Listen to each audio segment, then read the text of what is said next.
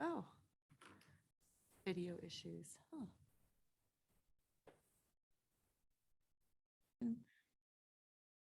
Believe we are missing Chris Tennell and Duke Barlow tonight. And Chris may join as available in his travels. Great. And Anne reminded me we need to be good about talking into our mics for the recording. Okay. Great. Thanks, Jeffrey. Not that much. Ironically, as we are hoping to have this meeting as our first one that will be uploaded to YouTube, and our video is unfortunately not working. So we'll see if the town clerk has any troubleshooting tips for us. Never fails. does it? Never fails, exactly. But we'll try and troubleshoot as we go. So any thoughts or comments on minutes from January 23rd? Okay, I'll make a motion to approve those minutes. Okay, great. Any additions to the agenda tonight? Isn't the exec session is going to be? Yep, and that's on the agenda. Okay. So, yep. Okay, great. Public comment, any Catherine, Paul? And if we Ray. do, we're going to bring a microphone over to you. So hold on. Oh, right. Oh, Paul has a comment. Great. Oh.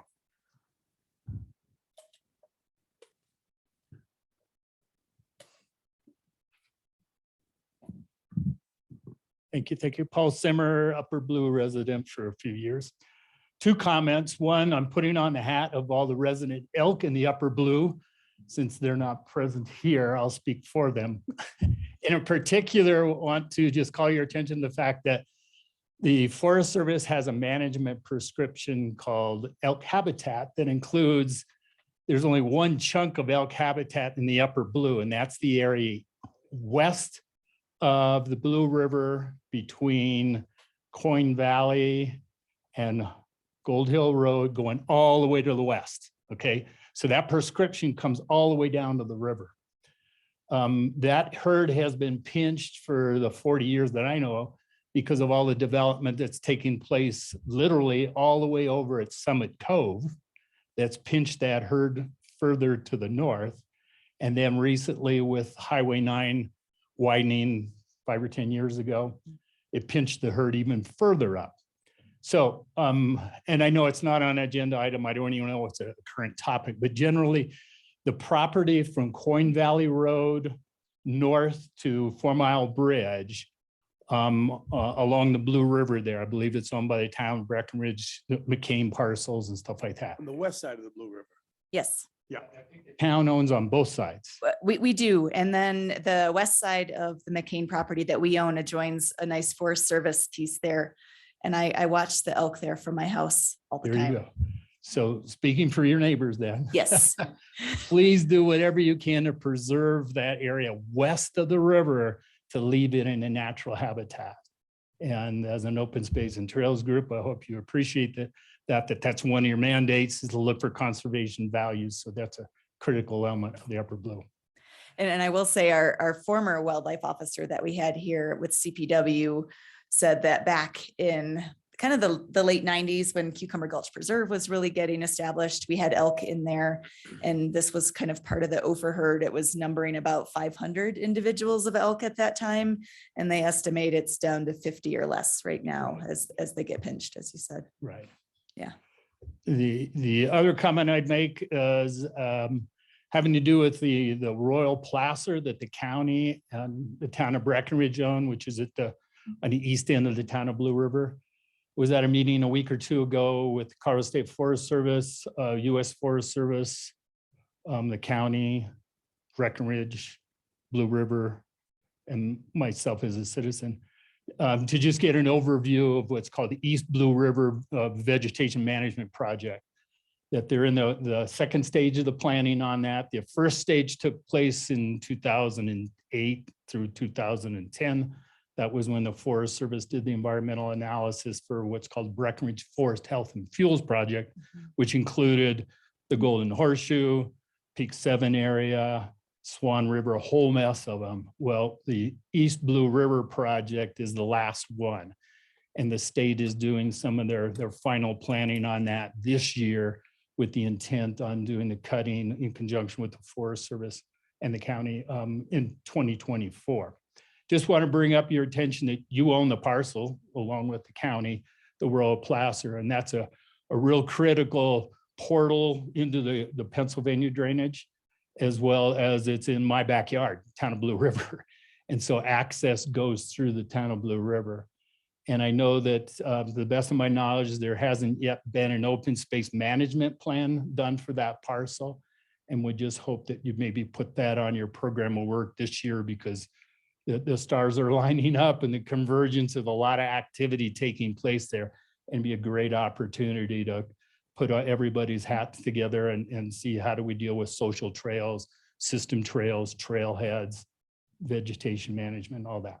So Is that in the town limits of Blue River? it's or- within the town limits. Okay. It's property owned by the county in Breckenridge. Help me visualize where that is in Blue River. Highway 9, take a left, Blue River Road, follow Blue River Road through the Royal or the Regal Circle, Cornet, and it dead ends more or less Oh, at your parcel, got the it. trailhead, if you will, Oh, for the Pennsylvania Pennsylvania. Gulch Trailhead. Exactly. Okay. And then if you've driven it or ridden it, skied it, whatever, Yeah. the road goes through the Royal Placer, turns into a 4-wheel drive road. Yeah. There's one really hairy switchback. Yep. And then it goes on another third of a mile, it gets onto the forest. So the veg management project that's taking place includes roughly a 400-foot buffer of national forest lands east of the private land. And then it also includes the Royal Placer. And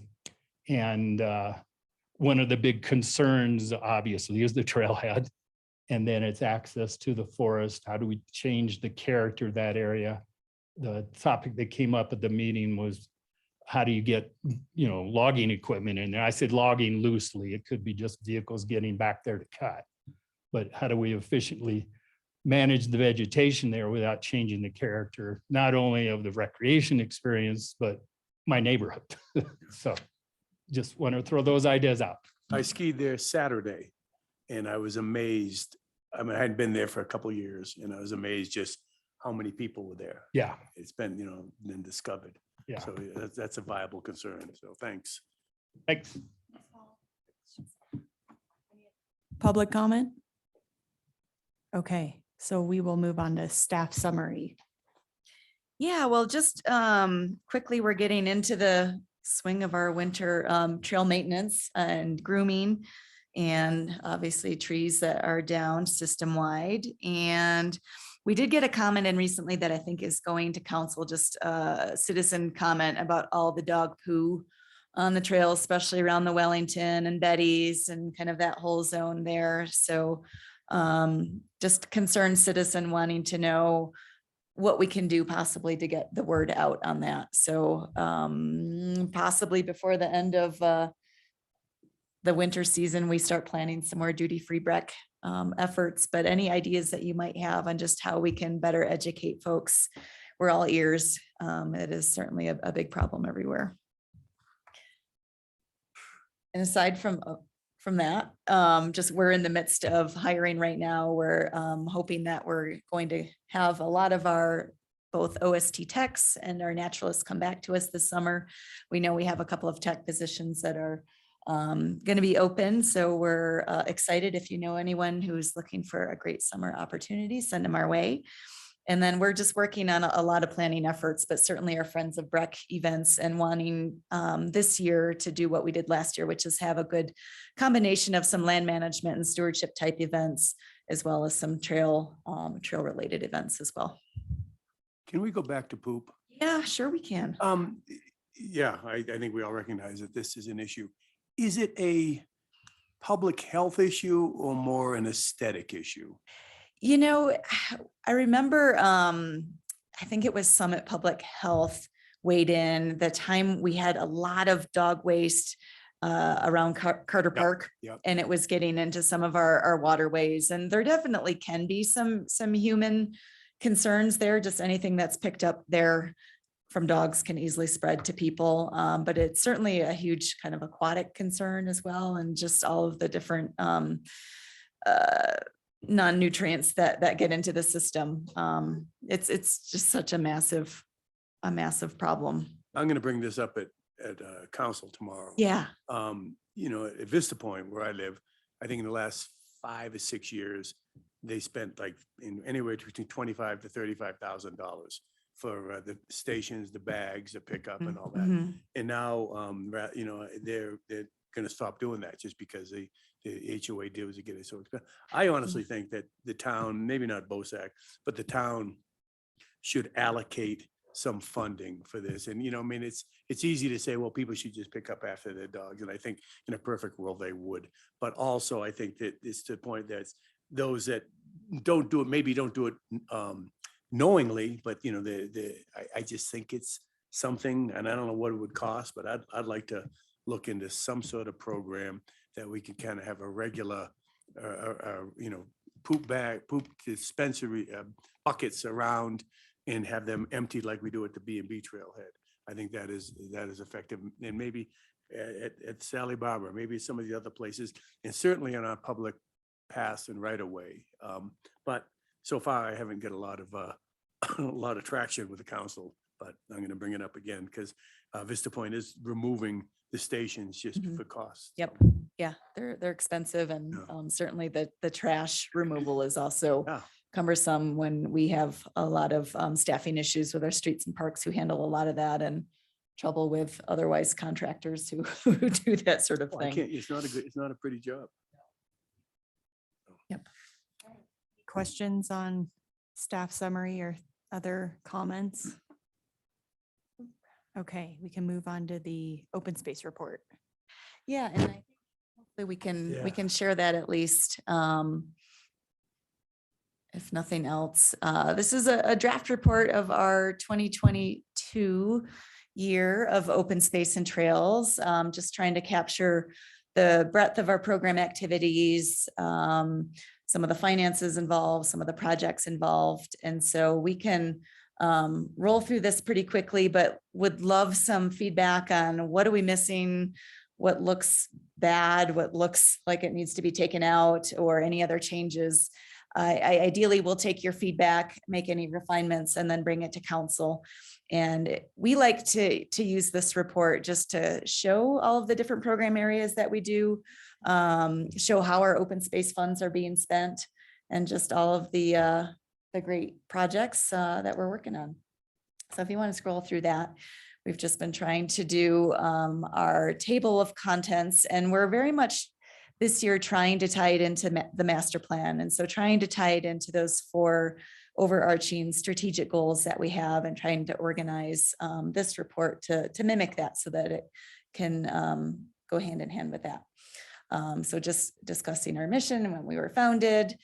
These are the strategic goals that came out of our master planning process there. And so that's how we've organized this report. Still doing our stats, our at a glance, and just updates on the amount of acquisition dollars we've spent since we've started keeping track of those in 2007, our total acres preserved, miles of trail, our budget. One thing that we really wanted to point out this year, because we're trying to track that a little bit better, and we want to talk about it a little bit more, is just the amount of effort that goes into our trail maintenance. Because, you know, new trail construction projects are always really exciting and glamorous, and they get a lot of coverage because we're sometimes creating some really great and exciting connections that we need. But our staff spends so many hours on just regular trail maintenance on these 68 miles of trails. So there were over 4,600 hours, most of that in the summer months, devoted to trail maintenance. And we did a lot of invasive species control, which we're going to continue doing next year. There is going to be a community-wide weed pole event on July 8th, which is super exciting. Happy to be part of that. Trying to keep track of the number of trees we remove. There's a lot of them. And of course, all of our volunteer efforts, which we're so grateful for the folks that come out and help us for all these different types of events that we're offering now. Over 1,600 hours, almost 350 people And then in Cucumber Gulch, we had offered 115 hikes throughout this summer season last year, which is quite a number. Just looking at our budget, we were still sort of in our pandemic budget cuts over 2022, just to be very much on the conservative side of things. So our total budget was 2.6 million. We really were worried for some reason that, you know, our sales tax dollars would take a dip in 2022. They didn't. And so, funny enough, I had a meeting with our finance folks today, and we did at the end of 2022 tip over $10 million in our open space fund. So we have an extraordinarily healthy budget balance in there right now. And going forward, I think we're kind of putting those pandemic cuts behind us and moving forward without these cuts. So the 2022 we were really trying to keep things kind of lean and mean. Would we ever consider, you know, the VOC, would we ever consider having them for weed mitigation? Well, I'm not sure that they are doing as many weed projects. There's a couple of other volunteer groups I know that are doing. There's Oh, I the didn't know they Wildland did any. Restorations Yeah. Group and a couple of others that do that. Our Streets and Parks Department is actually contracting with a weed control commercial group, Yeah. and they have begged us to join in to make it worthwhile for this contractor. So we're gonna do some commercial efforts on some of those really hard hit areas, and still do a lot of volunteer efforts. And we're still really just trying to do a better job of mapping and understanding where things are, what are the worst hit areas, and where we can start to get a handle on some of this stuff. So we're still learning, and we're still very much still trying to find a weed contractor for Cucumber Gulch Preserve that isn't using chemicals. Is there any thought about using goats? Goats are tricky because they can eat, but then they can eat everything. I don't know of folks in Colorado who are using goats. Colorado Springs does. Do they? At one of their biggest parks that's right next to an organic garden. And so they use goats there. And it's worked Interesting. really well. Yeah, we did that in California all the time. I It's think just they a did it crazy here. scene. I think maybe the county did it here about 10 years ago. Yeah, if by I'm not Lake mistaken. Dillon, I think, somewhere Yeah. around there. Yeah. Certainly look into it and see what areas would be most appropriate. We wouldn't want them in Cucumber Gulch Preserve just because it's too sensitive an area, but there may be some other open space parcels that would work well And I on. think there are some Colorado companies That would do that then. Yeah, if they're doing it in the springs, I'm sure. Excellent. Yeah, we'll look into that. So on the conservation side of things, you know, we hit almost 5,100 acres, not quite there yet. But so much of the work that we do obviously is in great partnership with Summit County. Most of the lands that we've preserved are in the Upper Blue watershed surrounding the town limits. There's only 633 acres in town that we've protected. So it's really a lot of our surrounding areas, our watershed, our view corridors around us. And just a map of all of our jointly owned and individually owned open space properties there. And just some of the acquisition dollars spent, which really have added up over time, considering our acquisition budget is around 700,000 right now. And so we've spent over $24 million since the program started on acquisitions. Moving on to the recreation component of our work. We actually did a lot of new trail construction last year. So there were 5. Oh, yeah. Can I ask you a Please question do. really Yeah, quick about interrupt that? anytime. Thanks. Oh, shoot, I just got lost my place. Well, when you were saying about the budget, when it's when it's broken down by these percentages, are those also our goals for how much you're spending on conservation versus access versus everything else? Or is that just how it played out? This That last is year? how it played out. You know, we can't always anticipate what types of acquisitions we're Right. going to be able to acquire in any given year. So that is pretty much how it plays out. But the town has a whole new finance team, and they are amazing and helping us really overhaul everything. So Bobby, I know with your finance background, our pro forma probably gives you nightmares, and so gives me nightmares. But we are really going to go through actually and change up a lot of our accounting that we're doing just to make a lot more sense than it currently does. This is an archaic system that I inherited many years ago. So we're going to overhaul it, which I think will make a lot more sense and be a lot more transparent for us to really see where those dollars are being spent on services versus supplies versus all these other things that we've just sort of lumped into big categories before. So it's going to get better. Great. Yeah. That sounds good. Thanks. Yep. But on recreation, we have 5 new projects. Last year, the Mineral Hill extension, the Galena extension, the Purple Pass-Through, thanks to Todd Rankin, Chantilly extension, Little Mountain Hiking Trail was concluded. So we're up to 68 miles of trails. Last year, that was about 3.5 new miles. And it really varies every year. Sometimes we have, a suite of new trail projects and others, very little. And so last year happened to be quite a few projects that we were able to get done and some great new connections. And we really want to highlight all of the trail maintenance that happens so much behind the scenes, or if you're out on the trails, you might see our staff out there. There are about 64 miles of the trails out of the 68 that had treatment of some kind, over 4,600 hours involved in that, removing a lot of trees, removing or fixing a lot of erosion issues, as you can see there. Tons and tons of buck and rail fencing that we do to protect sensitive areas, to keep people on trail, and all kinds of other maintenance work that goes into our trails. And, access and inclusion is something that hasn't been a focus of ours in the past, and we really want to do a lot more going forward. And so, a lot of this we can do in our trail design. We want to make sure that, we are still trying to connect Breckenridge homes to access points on the trail network. So right now, about 90% of the homes are within a 1/4 mile of a trail access. So that's great. People don't have to get in their cars to get on a trail. Connectivity is really important to us. We want to make sure that we're connecting neighborhoods to the trail systems, especially as those new workforce housing neighborhoods are going in.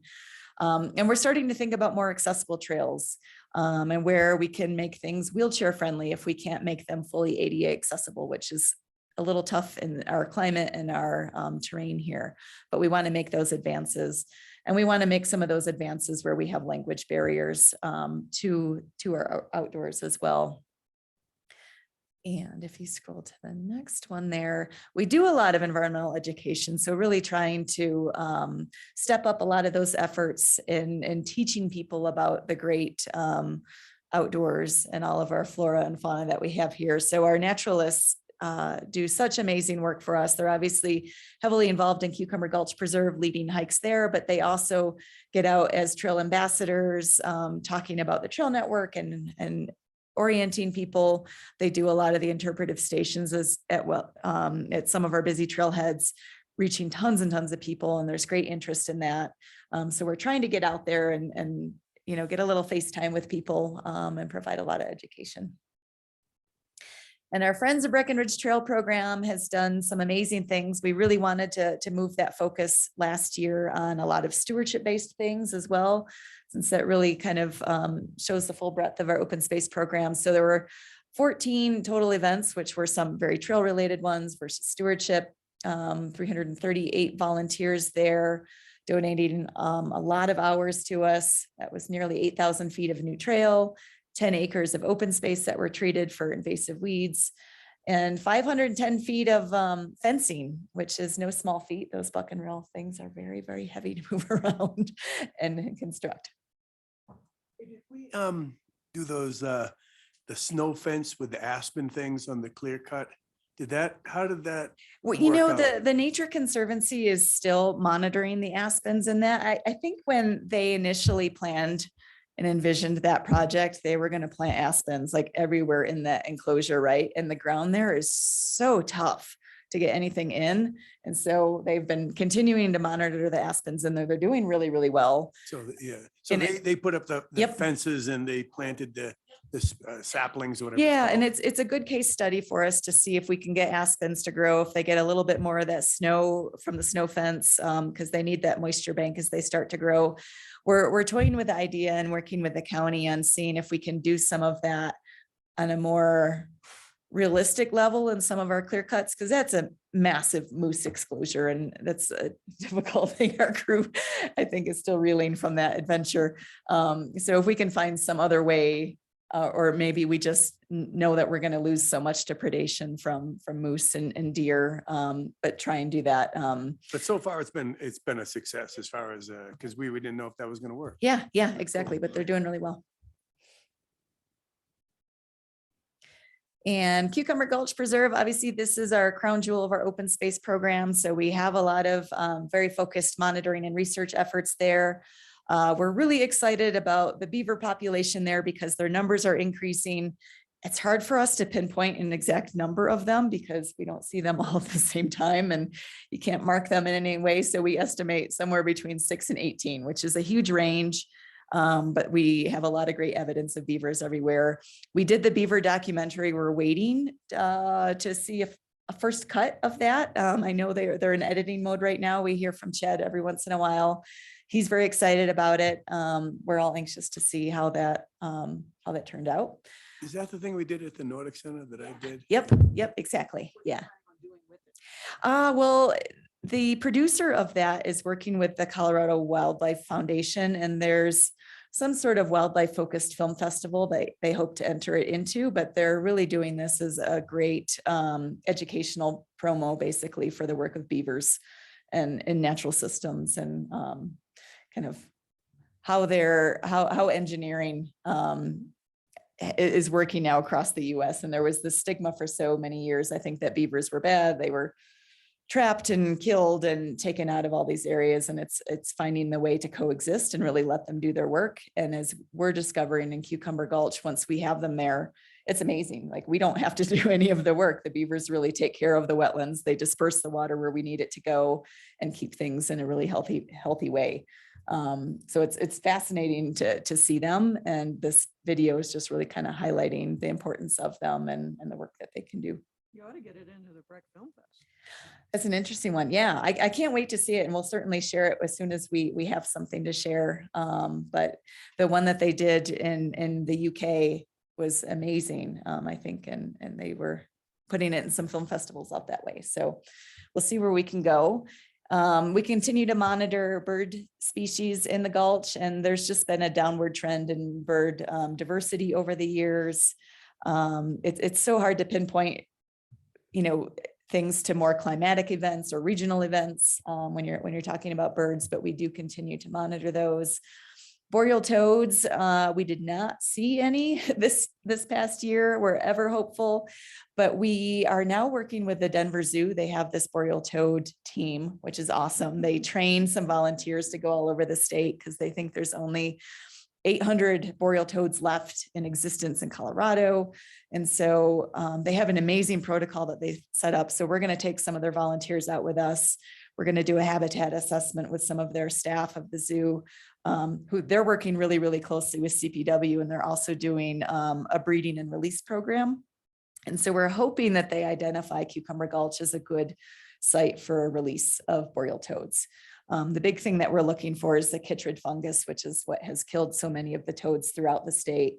And the last time we've tested, we used to test really regularly, but it hasn't been quite so often for chytrid. We don't have it in cucumber, which is a really rare thing. So makes it perhaps an ideal site if we can convince everyone to let us relocate some toads there. When will that happen? When will this process? We're going to start working with them over the summer months, but it's really just the start of a relationship with them to see what they think of the place, get to know each other, and go from there. So we're excited. We'll see where it goes. We continue to do a lot of groundwater and wetlands analysis there. We had a lot of rain this past year. Things are looking good. We still are getting sediment through that 60-inch culvert. But the beavers are also really, really active in that pond. So we haven't dredged it this year because we don't want to disturb the beavers, but it's something we continue to monitor. And obviously the feedback that we've sent to the ski resort is we're still concerned about sediment. We want them to be able to catch it on the ski resort before it comes into the Gulch. And then as far as cucumber goes, we continue to track a lot of wildlife through our trail cameras. We also catch a lot of people during closure when they're not supposed to be in there. So another interesting thing to track. But next year we are hoping to relocate the trail so that it runs along the perimeter instead of right into the thick of amazing habitat. Can I ask a question about the groundwater Yep, runoff from yep. the resort? Where is that where is that now? Are they going to keep it out of Cucumber Gulch or not? Well, I mean, the 60-inch culvert is there. But they are doing that 5-chair replacement project. And as part of that, they have to get a town permit and they have to get a Forest Service permit both, because it kind of runs through both jurisdictions. And the town permit will require, I think, our town engineers to be on site, and they have a lot of protocol they want them to do to make sure they're catching the sediment there. We forwarded all of our concerns and the concerns here to the Forest Service.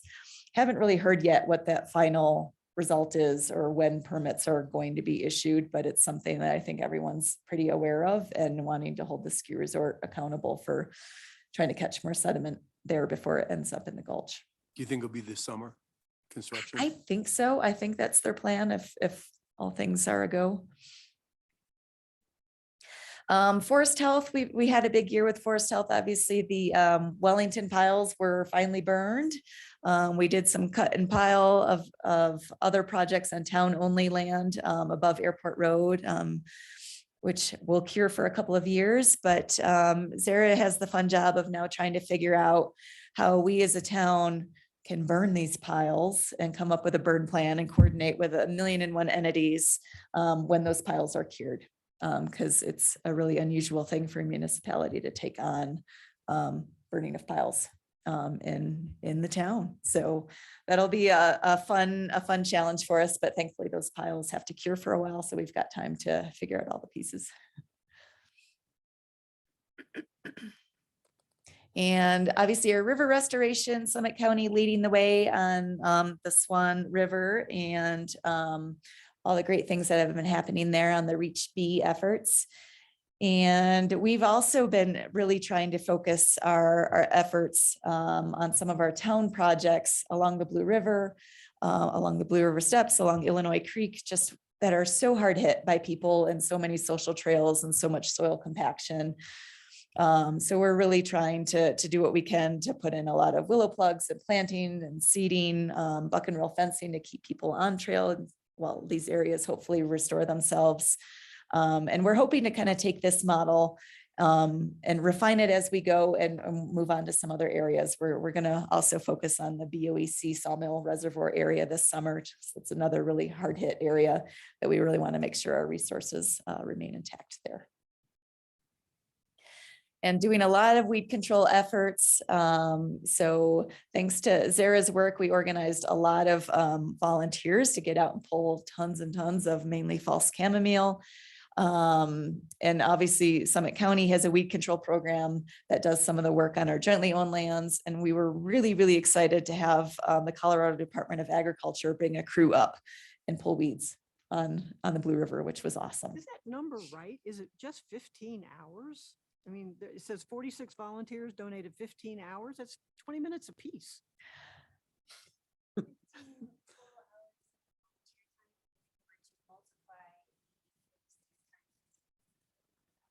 That sounds like the total that the Yeah, we 46 could- volunteered. We could update that to make it a total number of hours. Yeah, It says we'll do that. total hours were 15.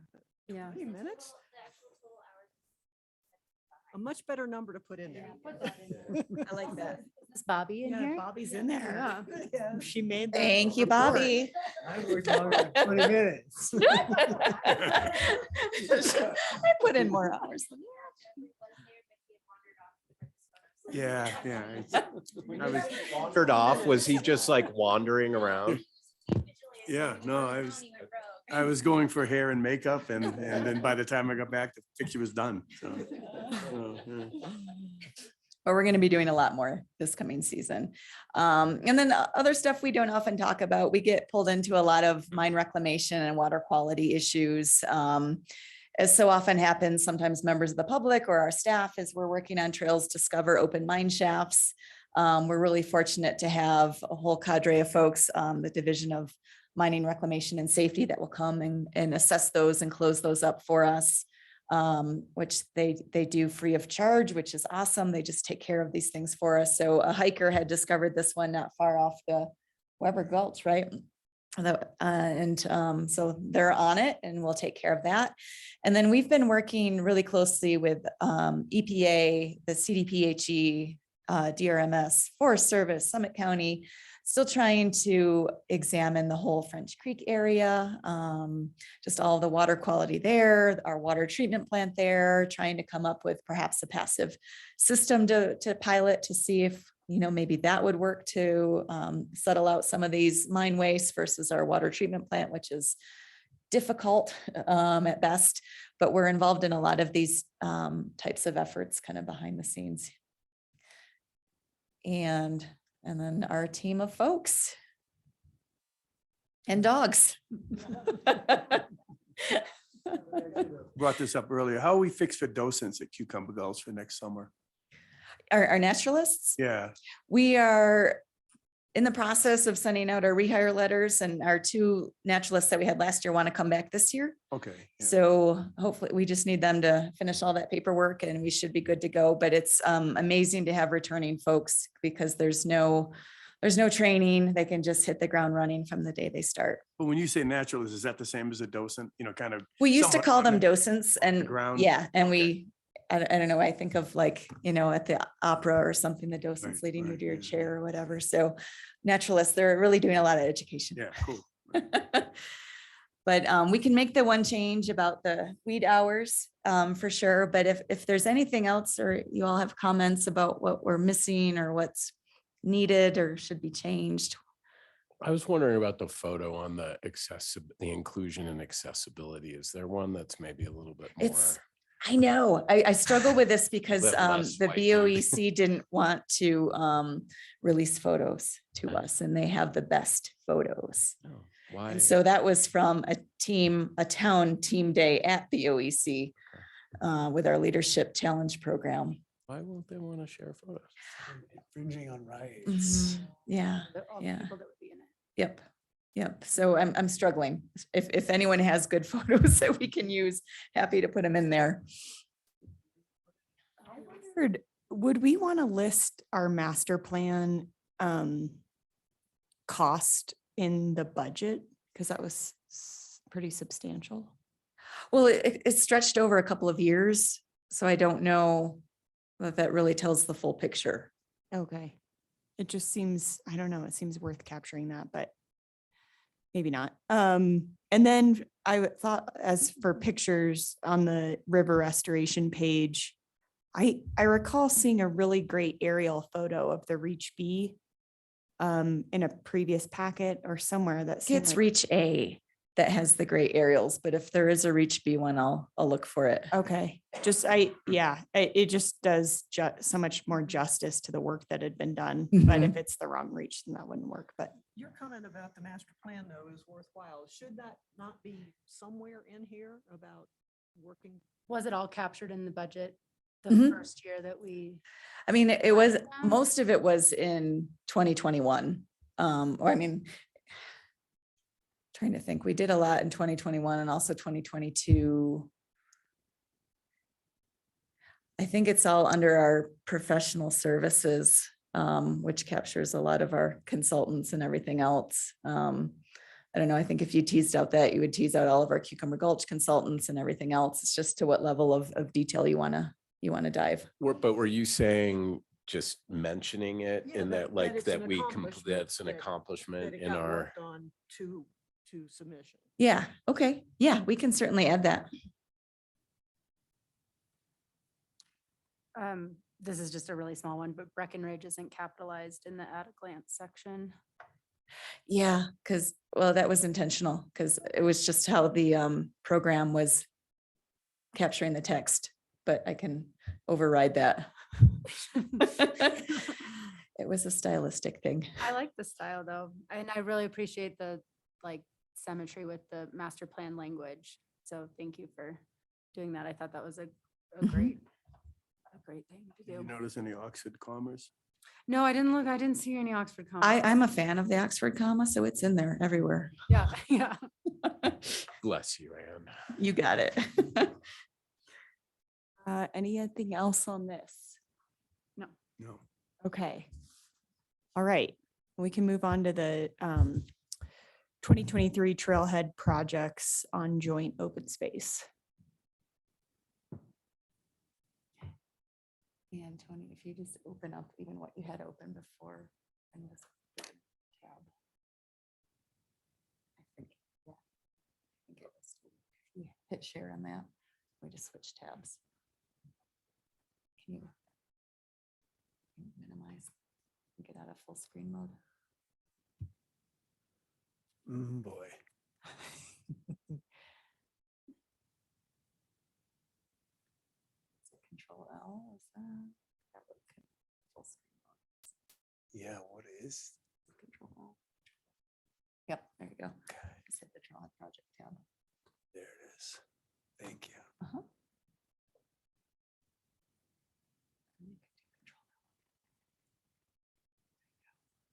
You can zoom, I think. But they're in the packet as well. Mhm. So I'm going to let Tony introduce our trailhead projects. As we've been working with the county trying to plan our 2023 summer season, we have been talking for quite some time about some trailheads in need of a little bit of love and in need of a little bit of access, improved parking. And so what we wanted to do with this particular project was run them through the decision-making framework that came out of the master plan and organize each of these trailhead projects kind of through that lens. So there are 3 particular projects that the town and the county would like to pursue, but want to get your feedback. And then we'll also take these to council after your feedback. So we'll move right into the Browns Gulch Trailhead project. And is everybody familiar with this location? Great. I'm not really. It's down Tiger Road. It's kind of at the start of the Swan River Restoration Project, where there's a Oh, that's large right here, culverts Breckenridge. put in. Muggins Gulch is right across the way. And so currently, after the Swan River Restoration Project, there was a new trail, kind of a fishing access trail that was put in along the river. And then we have the Royal Tiger connection to the Galena Ditch Trail. Recent years, we've seen a lot of increase of activity in there, not only for summertime and fishing activity, but the wintertime cross-country skiing, Nordic skiing has really increased in that area. So we're looking to ways to provide, a safe, good user experience in that area. And this particular area where we're looking at, it'll be right behind the Green Gate. It's a very level area, would be minimal grading needed to put in a parking lot. It's pretty much kind of there already. So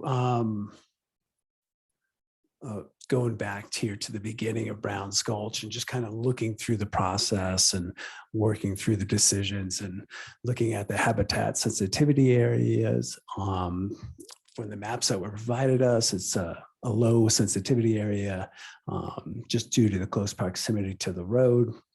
The management zone falls in the mid-country, which is kind of, outside of the heavy used area, but it's still an intermediate that does provide some limited infrastructure. And then looking at the trail development guidelines, we really working with Summit County staff to identify this area. And as we said, like avoiding these sensitive habitats, natural resource areas, it's providing trail access, a more quality experience without parking illegally on the county road. And then just because of this, increase of traffic that we're seeing out there in the parking along the road. And then just looking at our conversation,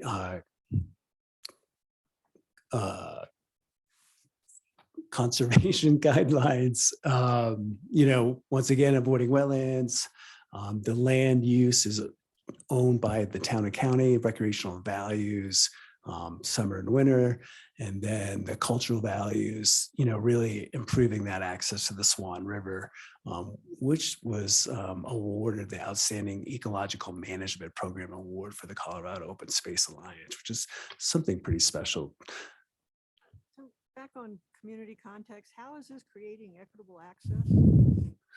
So we are providing equitable access, providing access to the river and to the trails compared by a car. But before there wasn't any public access or parking in that area. It's pretty much all moto parking and trailer parking along Tiger Road, and a lot of fishermen, a lot of other types of trail users really couldn't get in anywhere to access. And so this is providing, I think, a really good access to a variety of different user types out there. Now, did you guys, I sent some photos to Nikki, asked her to forward it to council, commission and staff. You guys all got those? No. It was just today. Emailed them this afternoon, so you may not have had a chance to see them. Great.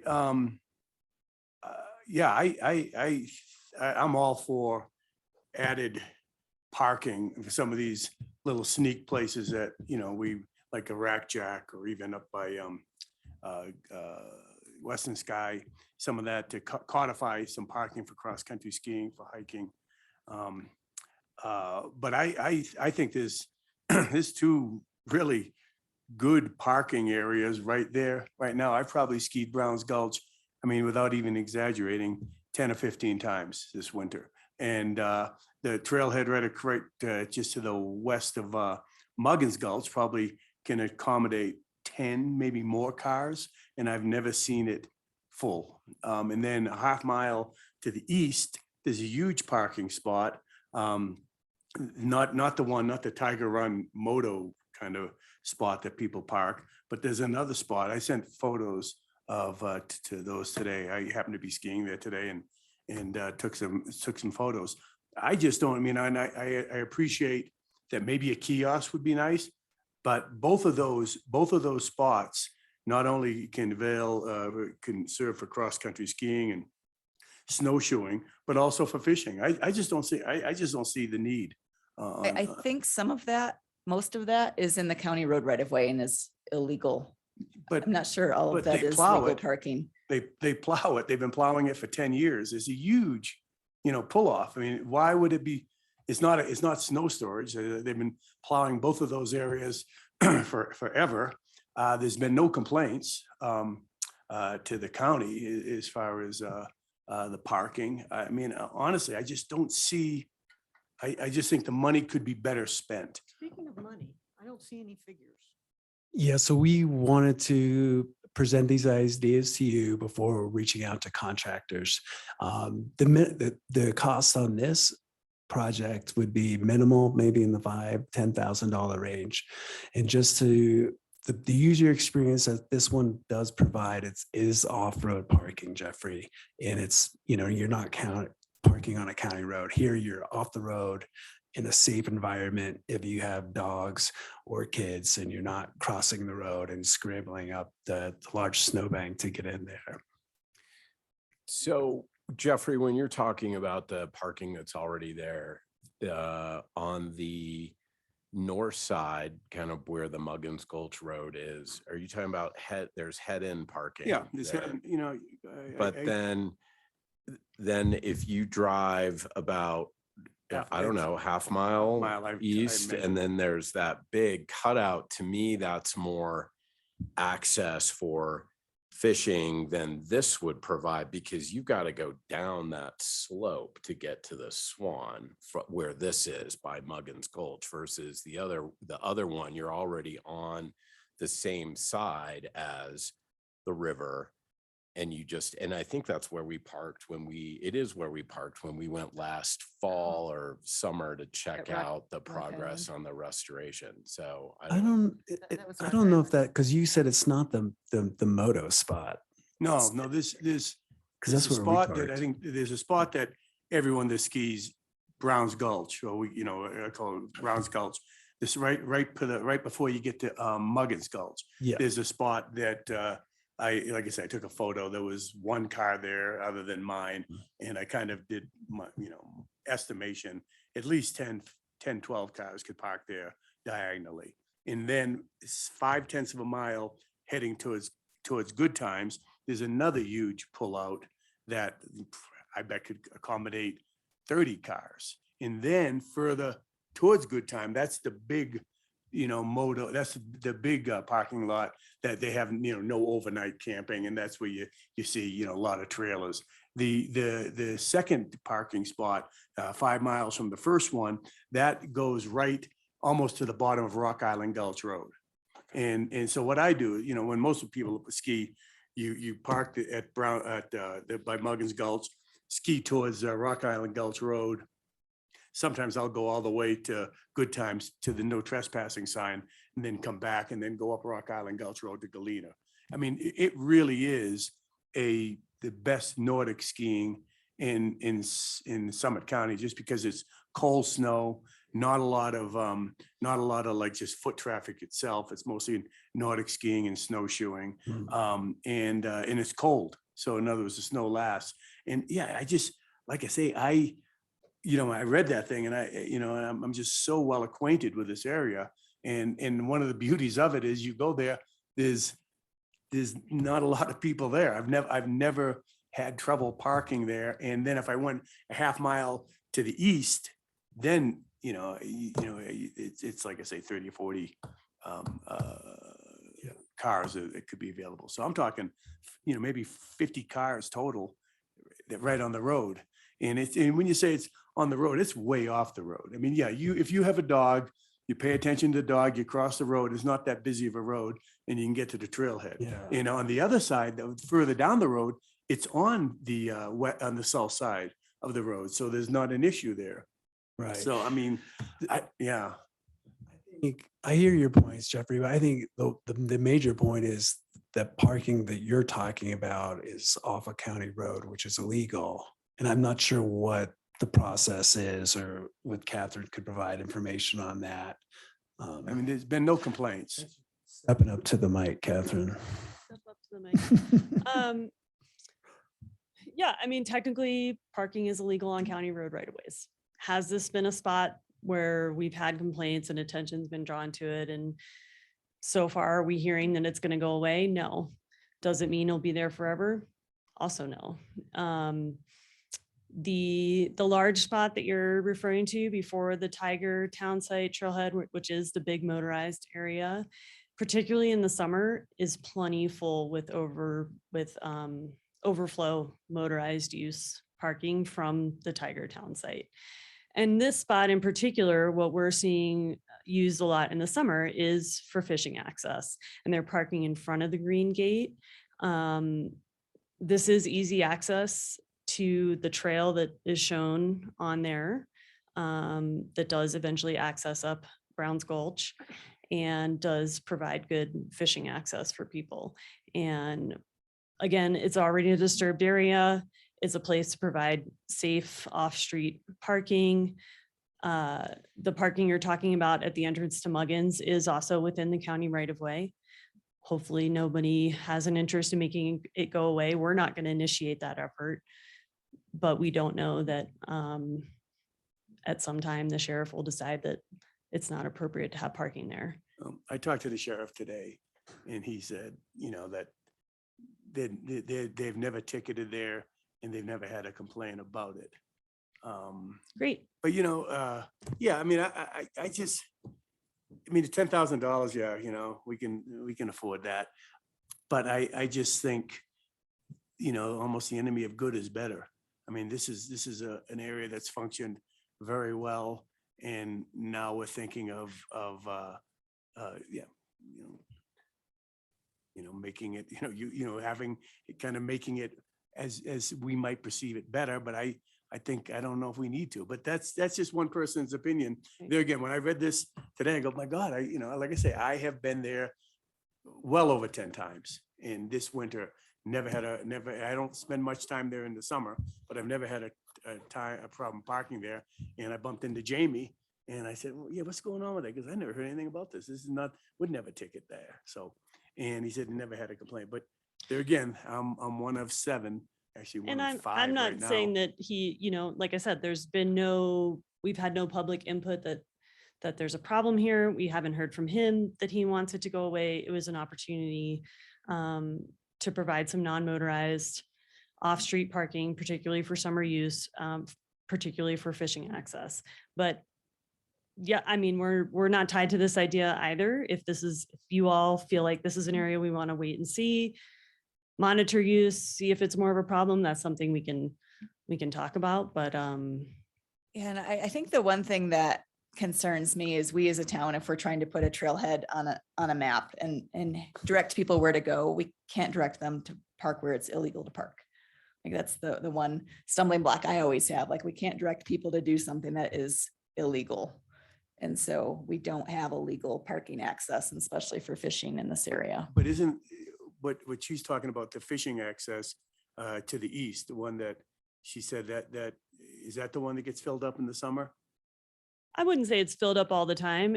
It's kind of funny, actually. It's if a couple people park there with trailers or for motorized access, then everyone will park there. But if nobody parks there, people will go to the Tiger Trailhead. It's like, Because there's Kind- not really any like signage there, right? So if you don't know to park there, then you probably wouldn't, and there was no cars there. you and I feel like the signage that is there is related to the restoration project It- and says yeah. something about it really isn't directed towards parking, so that we could, if we want to encourage people to park there or not, that's something we could do a better job of. I think that was the intent, was always trying to figure out parking at this end, because that is where the Swan Trail, which is a relatively new trail, obviously through the restored area, starts. Is it likely to get busier? I mean, it sounds like it's not that busy. I mean, I anymore, think but just maybe trends it could be. across everywhere are just generally busy. And a lot of fishermen have been looking for places to go and waiting for these new areas of restoration to be opened up. So I think there will be a lot of fishermen. And is the parking at the Muggins Gulch Gate still around?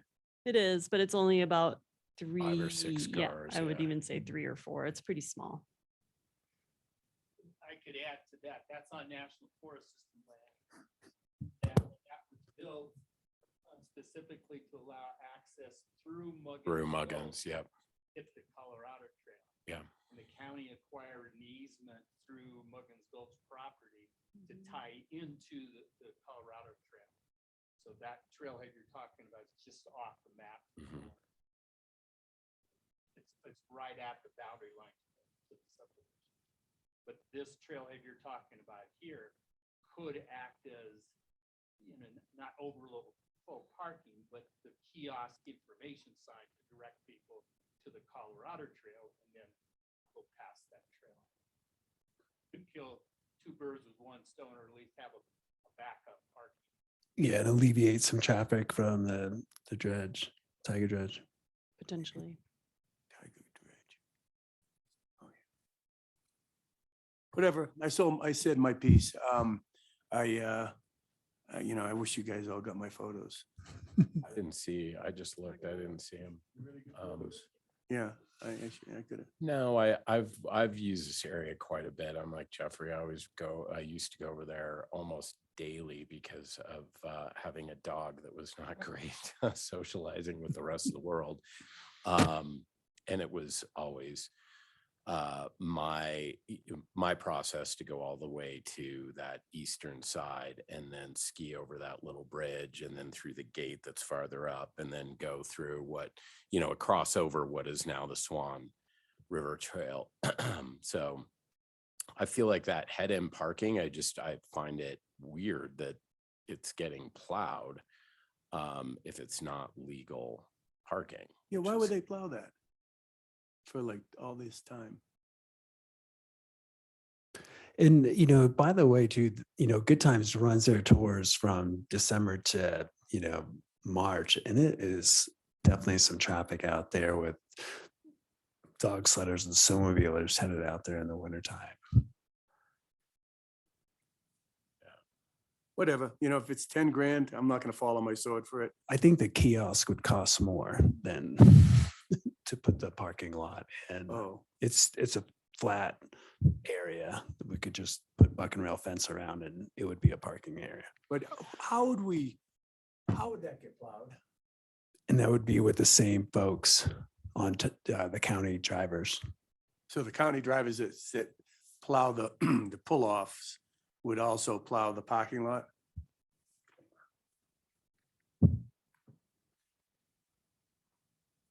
Are we gonna, would we get a final price tag before we? Sure.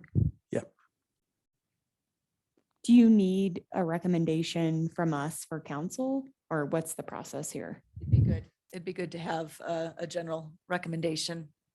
Okay, Whether do you or want to not- do that now per project or at the end? Okay, so any other thoughts on this Browns Gulch specifically? Or where are we at? Dave, what do you, I'll go around. I like the idea of a kiosk. I'd rather wait and see on the parking lot personally, because I feel like there's a lot there and I don't love I have a lot of PTSD over the expansion of the B&B parking lot, and that feels like that is now filled to the gills. And I feel like that is because we expanded it.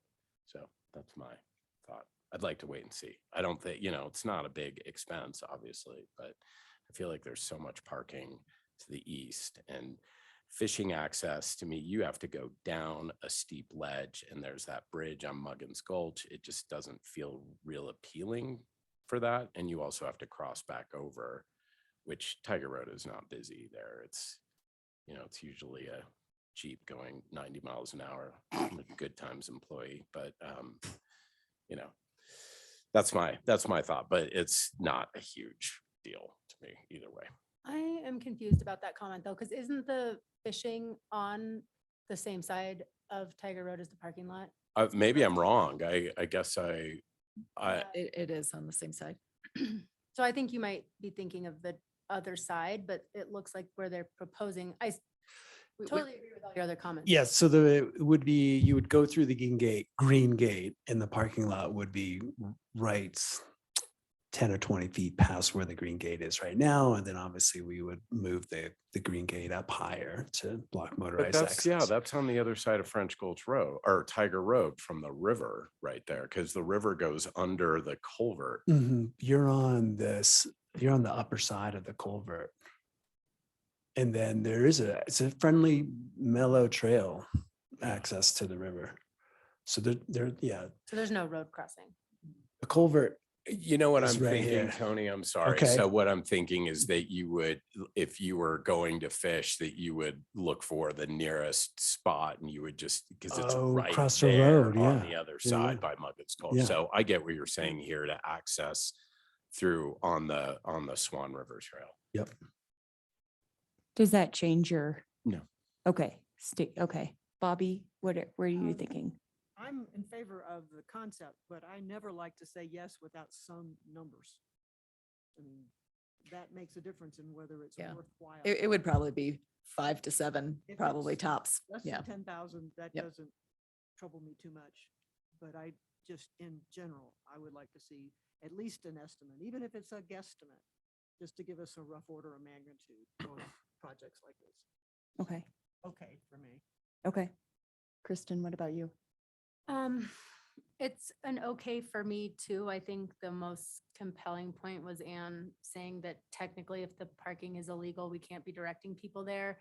And I think that is an access issue for, it's kind of a hard balance of protecting areas that we all know about and love, but we can't provide access to people who aren't in the know because there isn't a designated parking place or signage to tell them about it.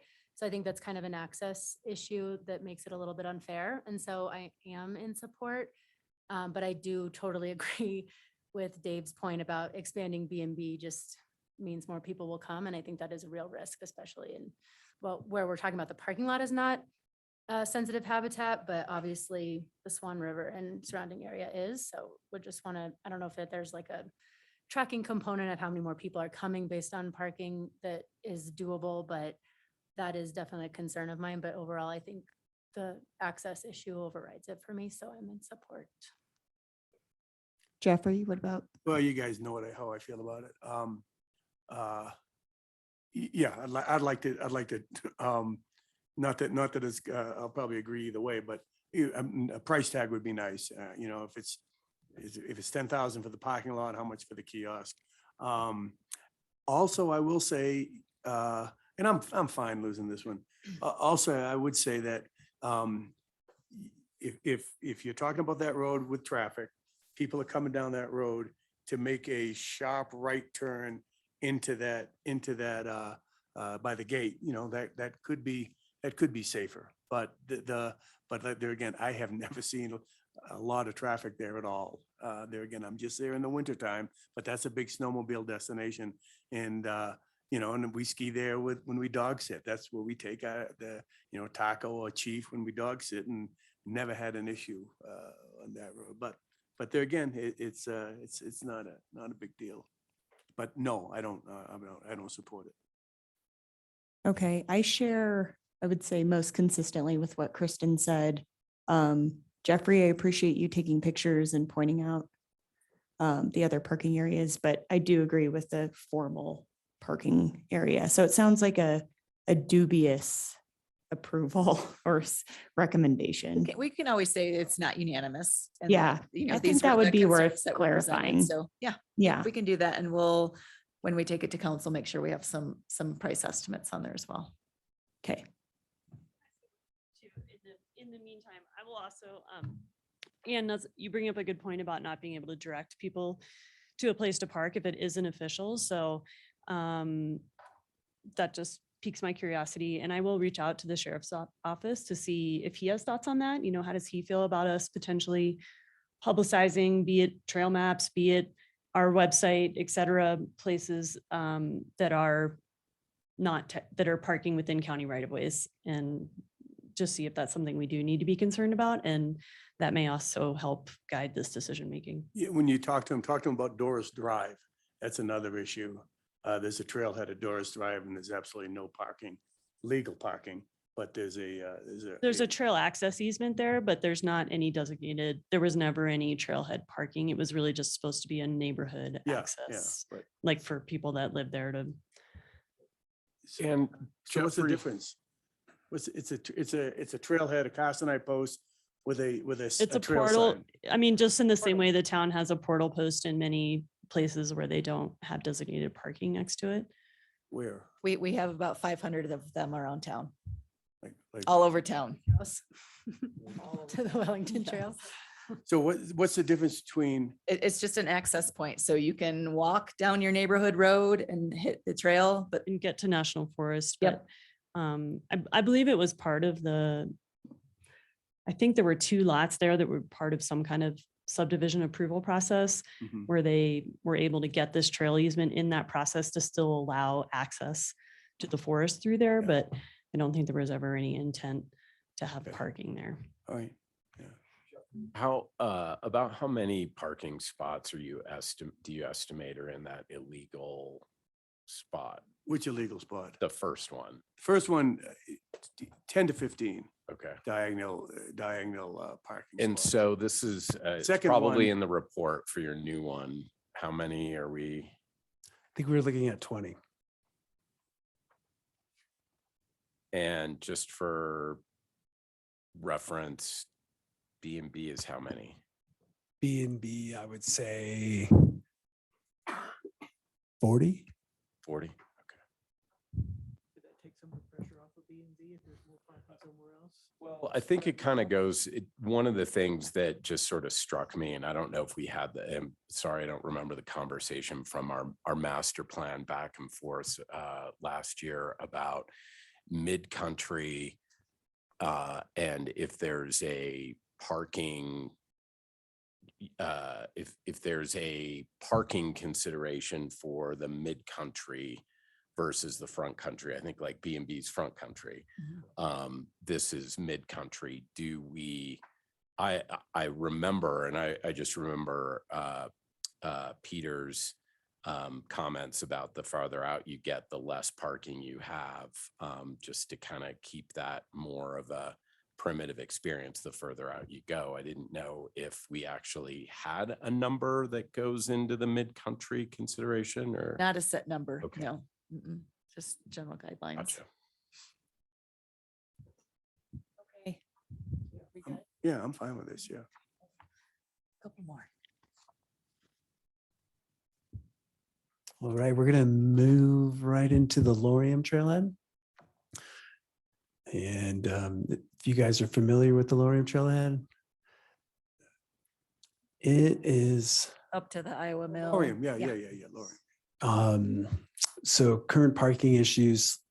It is probably one of the busier trailheads in the last 6 or 7 years. It's turned into a very, very popular area. The overflow parking onto the road. The grades are 14% downhill and 14% towards the road. So even when some folks are parked and they go to back out, their car slides into the car next to them just because of the steep grades. I went up and parked this summer with the Town Escape, and the rear tire was off the ground when I parked the car. Way to blame the equipment.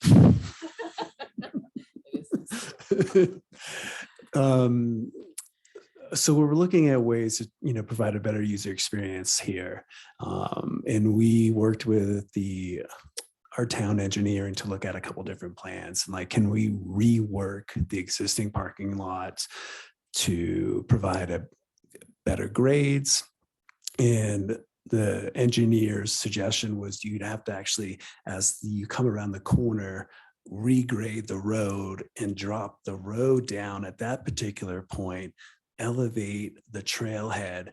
And then as the road goes past the trailhead, then they would pitch it down at a steeper grade, which created a bunch of issues with road work. There's a huge electrical box.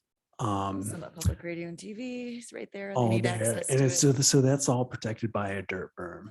And so if we bring up the level of the parking lot, the dirt berm would have to come up another 10 feet. And so it would create a huge retaining wall. It was a lot of work. So we considered option B was actually move the trailhead off the road through the green gate and access it, maybe 20 feet where the green gate, right above the green gate. So you have to make a road in there? There's already a road in there. So it was an old mining road from the mining days, used to be a Nordic ski area. So Tone, you go through the gate and then you come to the bridge. Well, before the bridge. So it's between the gate and the bridge. Yeah, yep. And so this is the area that we're looking at right now. It's already pretty flat. It's already disturbed. There's not a lot of vegetation.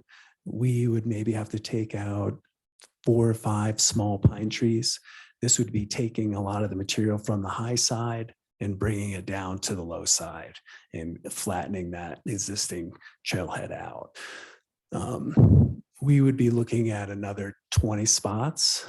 I went up and counted, and it looked like about maybe 15 spots the current area has right now, with including these upper ones that aren't too bad, but the lower ones is where you see those steeper grades. Yeah. And do you envision leaving the current lot as is and then having this kind of just a add-on? I think we would potentially at least leave those upper spots for overflow.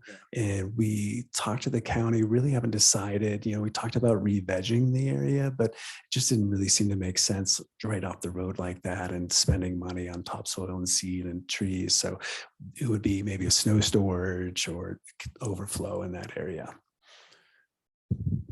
So we'll just kind of open it up to some comments. Questions on this one? Well, you know how much I love parking lots. But I said, I support this. I think this is needed. And that has gotten so much use, much more so than the other Baldy Trailhead. And with the grades like that. I do think, you think it's just 15 cars right now? 15 legally? Yeah, 15 legally, parked correctly, because you know how it is. It yeah. just takes one person to park funky or weird or parallel. And I think park funky on purpose so that you don't slide into You don't slide somebody. into I would leave the other parking lot as much as you could, because I think, you know, with the way that trailhead's going, you're gonna get a lot of use, so. Around Kristen. Yeah, I'm in support for sure. Something had to be done. It's not really a safe parking lot, so I'm in support. I don't know how I feel about like doubling the parking though. I would be open to a conversation in the future about re-vegging some of the old one or using it as snow storage or something.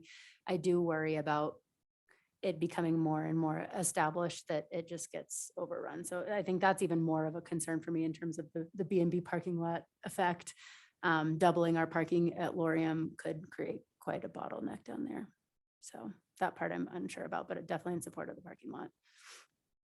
Bobby. I don't have any problem with the parking lot. It's the numbers again. Yeah. Before I want to say yes, I'd like to know, are we talking $100,000, $200,000? I mean, Yeah, Bobby, I would say maybe 20 grand, 15 to 20, just because of the slopes are, you know, pretty mild. The material will be used all on site. We won't be trucking up any material. There might be a small monowall retaining wall on the low side, but it's not a big expense compared to regrading the road. And yeah, I knew that's, The county, how does the county participate in the cost? they would be a split cost. Okay. and do we have a percentage? I mean, is On it- on all of these, like we were anticipating 50-50 and everything on all these trailhead projects. And I'm in favor. Okay. David? I'm in favor. I wonder what kind of neighbor outreach we need here, just because I know there's a lot of complaints coming from that group, you know, and I've seen the experience, sort of the anger from drivers and who see that and have, you know, tried to make a mess of things. I just wonder if we need a little bit of proactive neighbor Yeah, outreach yeah. on this, but otherwise I think I agree with everybody else. Yep. And we did talk to, we didn't talk to neighbors, but we did talk to the plow drivers, and they were in favor of this as well. They're stay away from plowing the existing parking lot when they're still on the ground, because I think at one point the plow truck slid into a car, and so they're in favor of this as well. Yeah. I'm in favor too, so unanimous there. Great. Thank you all. Okay, Tony, Ryling. We're cruising right along here. So we'll the wheelchair friendly trail at the Rattling Dredge, we're proposing to do this summer. We're trying to provide 2 parking spots. And this was recommended by the Social Equity Advisory Commission. Commission. And so 2 options: using the existing, expanding it and creating 2 spots in there. Or option B, creating a 2-spot designation on the south side of the road, option B. And we kind of, And our mayor was also urging us, as we first brought this trail concept up, to look at the south side as a possibility for parking, specifically for the ADA. and yeah, so moving forward, working with the town engineer, also with BOEC, and talking with them, having a parking spot off the road and on the same side of the trail was recommended by the BOEC as well. It's providing that safe user experience when you're getting out of a car. It is a production of getting somebody in a chair, and if you have kids or dogs, just providing that safe on site. So we are, as staff, recommending option B for that type of reason of providing that safe user experience. Also with option B, as that parking lot comes off the road, the grades will lower. And so that trail right here will be a ramp, but it will be a smaller ramp compared to if we were going to use option B, there was going to be a large retaining wall ramp at a 3% grade, because it's kind of steep right there, right off the road. So we were going to create a, maybe a 30 to 40 foot ramp off the road. So you're recommending B, Yeah, so we're looking at option B, off-road parking. and that's across from the trailhead. So now you've got to cross the road. Yep. So, and tell me again why that's better? No, other way around. Other way around. Okay. Same side of the road. Yep, And same so side of the for, being in a Yep. wheelchair, it's. There's be easier two access. cars. cars and room to turn around. And with this, we wanted to be able to have cars and room to actually back up and turn around. So when they pull back onto French Gulch Road, they're not turning around in the road or backing into the road. Because we did consider some parallel parking or front end parking off the road as another option, but it just seemed to be then cars would be either turning around in French Gulch Road, and then once again, they are on the road adjacent to it when they're unloading the user. And this would not be maintained in the winter months because we don't maintain trails for wheelchairs in the winter months. That's really difficult for us to do. So the parking lot would just be snow storage or there would be a snow berm in front of that and not maintained or plowed in the winter months. This is less than the project that y'all went for the grant. This was within another grant that we applied to earlier back in November. Is that what your question was, Bobby? Yeah, and that was hundreds of thousands of dollars. So what is this? The price of this particular project, maybe 30,000. I thought what y'all went for was a lot more than. Clarify about where we are with that grant. We did not receive it. And there were certain amounts that we had to hit for a grant. So of course, anytime you're applying for a grant, we're trying to think of everything else that we want to do, whether that's a lot of different signage, a lot of different interpretive stuff. So that grant was a lot more inclusive than what we're proposing right now. Yeah. Yep. And yes, and this is one piece of the puzzle of the wheelchair friendly trail. Yeah, so we've got the parking lot, and then we've got the trail amendment, and then we also have the retrofitting the bridge to allow for passing. So the parking lot is all you're talking about now, Yep. but does this then require us to do all those other things that are considerably more money? In order to have a wheelchair friendly trail, you need the bump outs on the bridge. So that part of it has to be done. But that's pretty much in addition to this parking and the little ramp to get you onto the main trail, mostly the extent of what would be needed to make this a wheelchair friendly trail. I think there's maybe a few other minor components, but Yeah. it's pretty ready to go. Council kind of suggests that we use the bridge as is, and That's what my recollection was as well. Yes, and so looking at the bridge it's 40 feet, I think it's 40 inches wide. It's pretty limited to have somebody in a wheelchair and then have a safe passing. And even if you're not on a wheelchair, if you're just walking on the bridge and a biker comes, you have to communicate, and somebody's got to go one end to the other. So even currently as it is right now, I think our staff sees it as somewhat of an issue of just having, poor passing with that bridge. And so we looked at a contractor who helped out Breck History with the Sally Barber stabilization project. And he came up with a plan of using the existing infrastructure and uprights, which really helps out with us with the permitting process. And that would expand the bridge in two places to 10 feet wide and 20 feet long. So there'd be like two bump out bubbles that would be 10 feet wide and 20 feet in length, providing that safe passing zone. Or if you just want to enjoy the view and a rider or, bikers coming by, you can actually stay on the bridge and enjoy the view there. And that is the recommendation coming from BOEC, who obviously knows their stuff and working with wheelchairs, and our Social Equity Advisory Commission as well. we have a price tag on this And that project was 37. for the bridge. For Rich. the bridge. Yep. I mean, I know total project because for the whole trail, because we're gonna have to do then- some grading. Yeah, so grading and crusher fines would be, and creating bump outs, just little small areas where folks can take a break Right. on. So creating those bump outs and then adding crusher fines to the existing trail. So The trail project might be in the 30 grand range. The bridge is 37. The parking lot could be around 30. And then we would split that cost. So we're about 100 split. Yep. So how does this work with the grant? Do you reapply? No, no.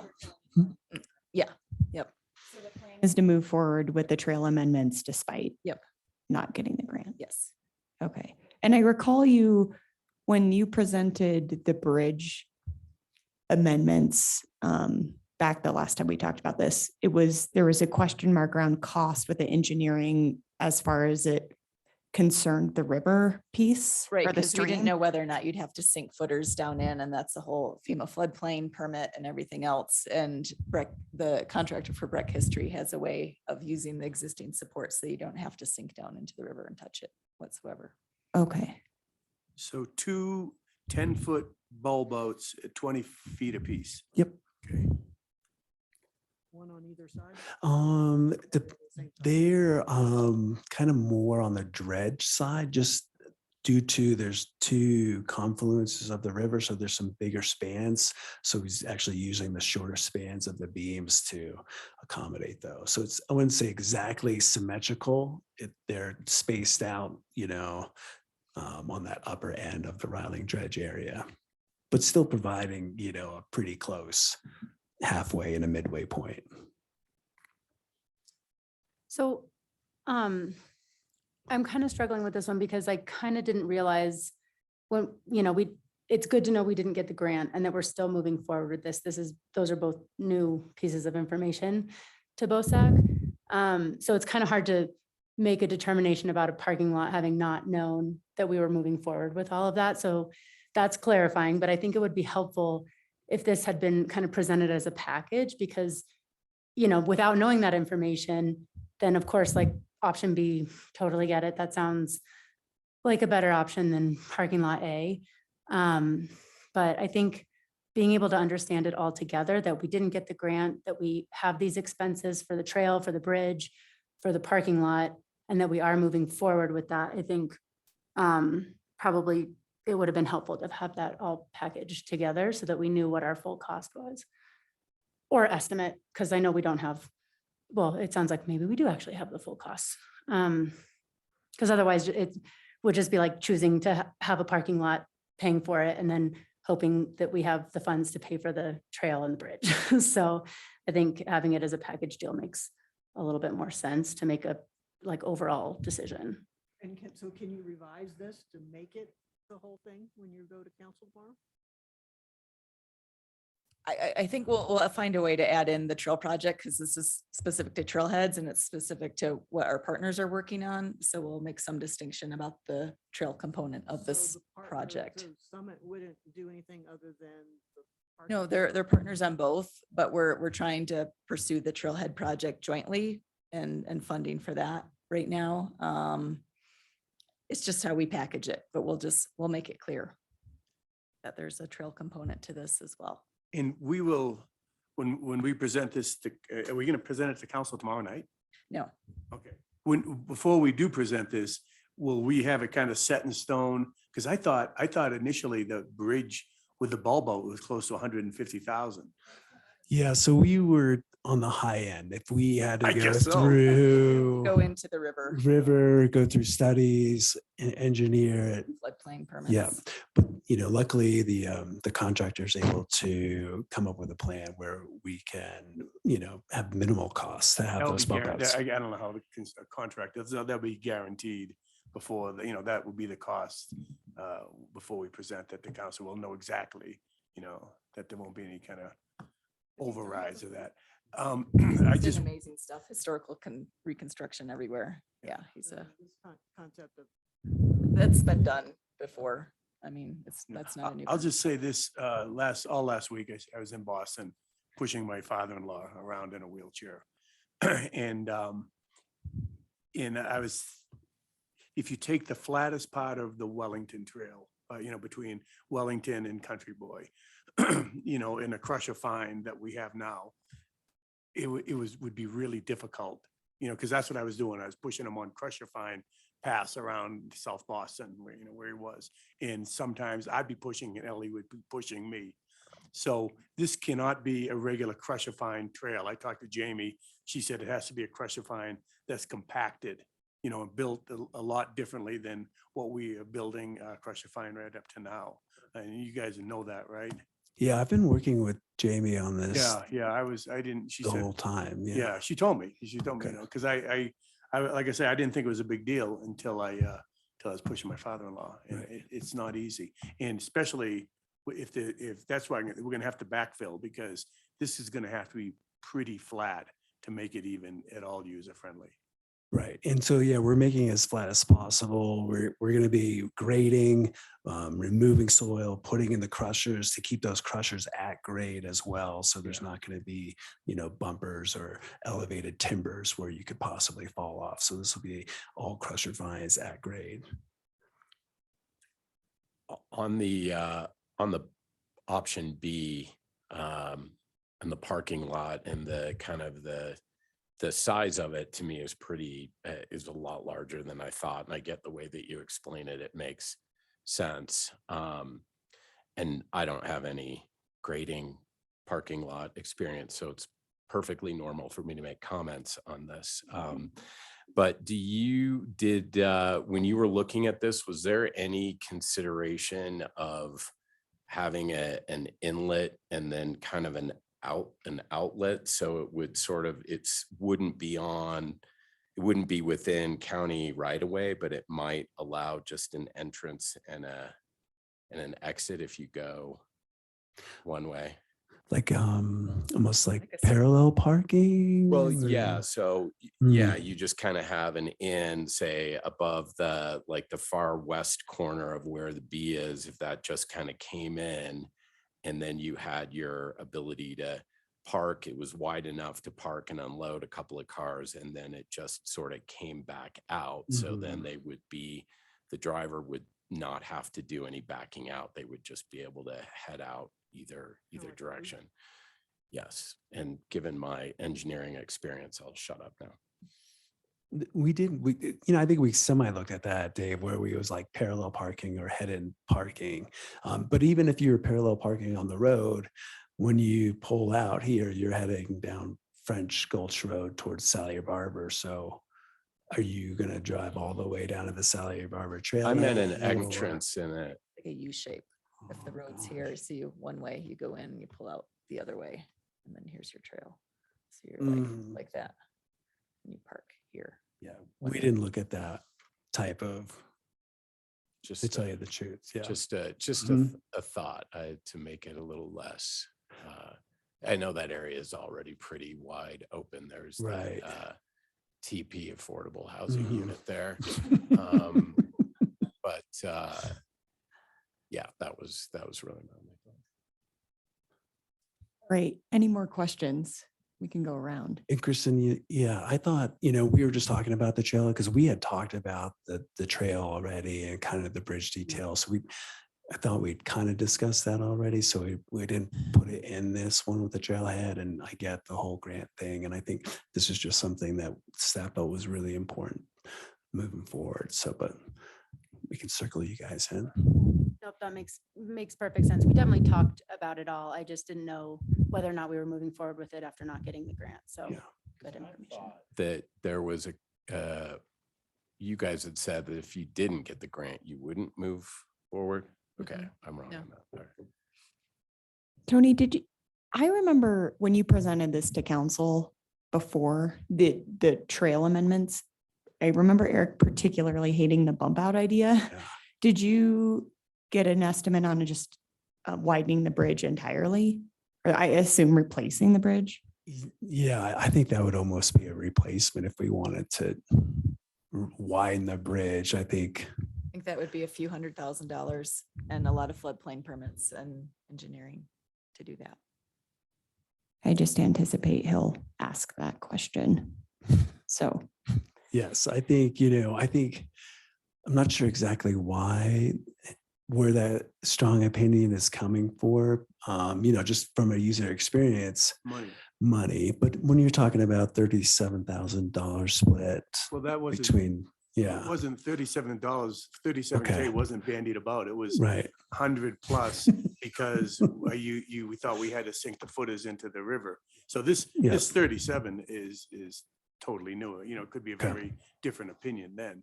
But for sure, you know, before we, you know, sign off on this, I'd like to get a kind of a hard and fast estimate, all in Yeah, we'll parking include lot all those. and also the grading to make that, to make it flat and in a crusher fine path, I guess. Jamie said you build it, then you just tap it down once or twice and that's good. You don't have to maintain it so much. Is that what you're getting? That's correct. Yeah, Yep. so- You lay the crushers in, water, and plate compact. Yeah, because it has to be firm. It's got to be firm. And then with the minimal grades is where we see the crusher fines do well. It's when we get like steeper rolling terrain. It's when those crusher fines will tend to wash away or get loose, or you'll have that loose crusher fines at the bottom of that drainage, which, you know, is kind of like riding through sand. So, but with this particular trail alignment, we're looking at really low grades, which would be really suitable. And this won't be ADA. This will be wheelchair friendly. Exactly. Friendly and really just providing access to those folks that have, you know, hard time moving around. Like here's a flat Be great for trail. kids. Yeah. It's a good place for kids where they Mhm. look at the little dredge and throw rocks in the water or whatever. All right, so As far as a recommendation goes of the A versus B or any other, where are you at, Jeffrey? Say B. Me too. B.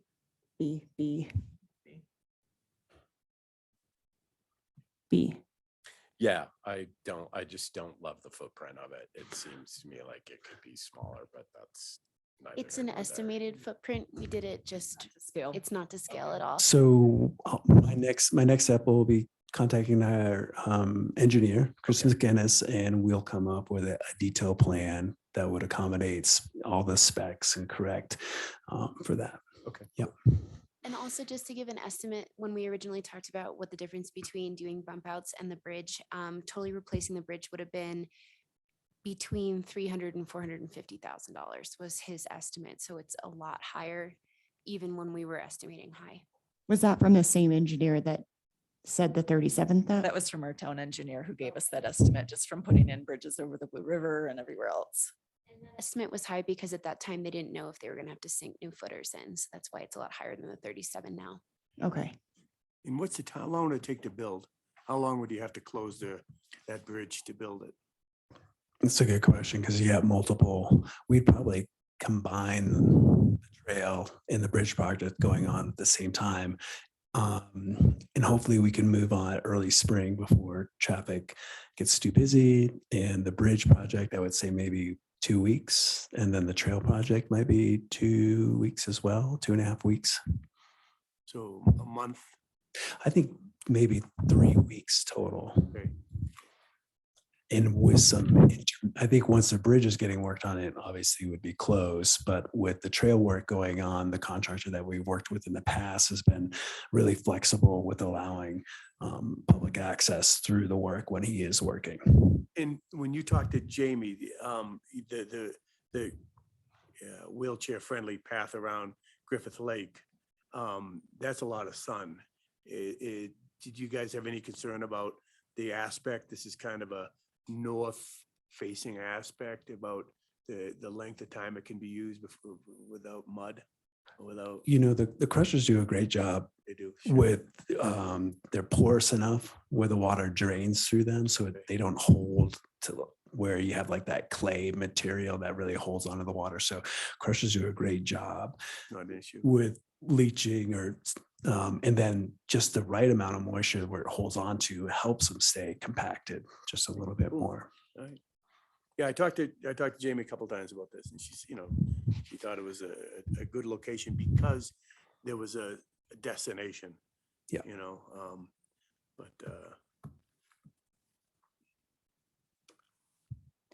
When does this go to council? These proposals? We'll have to see when we can get it on their agenda sometime in March. Okay. Okay. Are we good then on this? Good. Okay. All right. So we can move on to trails and signage work plans. Yeah, and our goal was to capture all of the discussion that took place at our January meeting and try and organize and lump those into a trails work plan and a signage work plan. So you can see there's sort of an Excel spreadsheet, and trying to tie it back to the master plan again with some of the strategic goals that we had in there and some of the actions, trying to give it a little bit of a priority status. Is that a short-term goals like 0 to 3 years, midterm, maybe 4 to 6, longer term, 7 to 10, and just kind of notes that we're able to collect from all of you on that.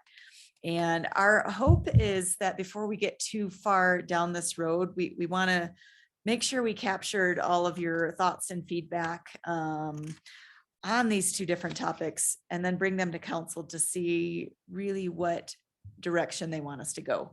So before we start heading off too far in one particular direction, we really want to know where council wants us to take both of these work plans. So I think really what we're looking for is clearing mistakes, omissions, edits that you might have to these. Is this supposed to be the plan, or is this the plan for the plan? That's, I mean, really, we need some feedback from council on what it is that they want. You know, this right here that you see in front of you is very similar to our annual work plan that we bring to BOSAC every year that staff has. It's a really kind of simple list like this, but it could be, I don't really know what council is looking for. And so this is the backbone that we have right now. Not a clue. I think, you know, I think council would probably defer, at least I would, on council defer to BOSAC. I think this is, you know, I think BOSAC would come to a plan, come to a suggestion, a schematic of what the sign, you know, structure should be, and would, you know, either tweak it or probably sign off on it. So, yeah, I wouldn't overthink this. But didn't we have plans, like trail plans in the past? And this, That was different. These are work plans that reference the master plan and support the master plan. The master plan is a trails plan. It is a conservation plan. It's everything all in one. So it's not meant to replace the trails plan from 2009. but when I looked at those old trail plans, it looked like there were specific things that you were planning on doing. And here I see a lot of, you know, good things to do, but not. And that is somewhat intentional because it got outdated immediately. And so if there are specific ones, I think that's what council can tell us if they want to see specific ones on a dashboard. I think what we've been doing by practice is having, you know, these are the trails that we know we're coming up this year, next year. And we work those into our annual work plan, but not trying to tie ourselves to an entire set of trails where we still might need to acquire easements. We might need to go through the NEPA process and some of those things. So now we have the level of the master plan. Mhm. We have this plan, and then we have the work plan. No, we have, these are work plans. So these are the implementation plans. This is how we implement what came out of the master plan. And it's what council directed us to do specifically on the topics of trails and signs. And where do the specifics then show up? Probably on an annual work plan. So this is a multi-year work plan, and then there's an annual work plan. Mhm. We would reference this to say, okay, in 2023, we're going to be tackling these ones or these specific trail projects, these specific trailhead projects, and condense that down. There's a little box here. It's a short-term, midterm, long-term, Yeah, 0, I 3. see that, but I still don't see much in the way of specifics. I mean, it's all good, but I don't see what we're actually planning on doing other than in the long term, there's some a little more specific.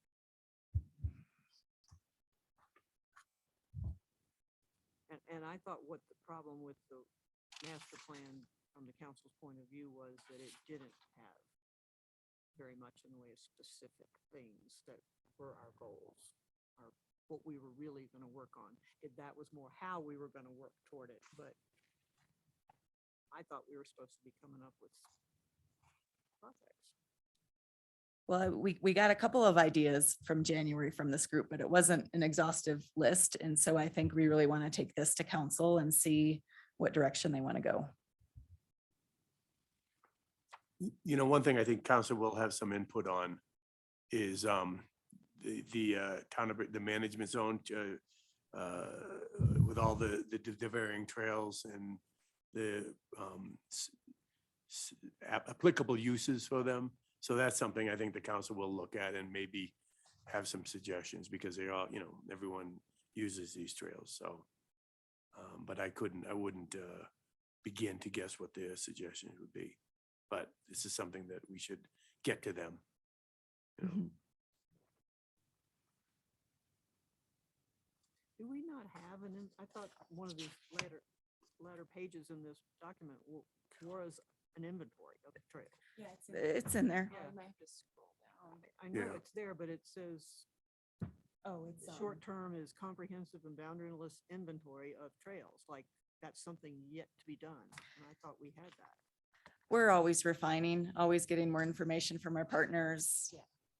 More information on some of the moto trails that we have nothing to do with, but this was trying to capture what information we could gather on Upper Blue.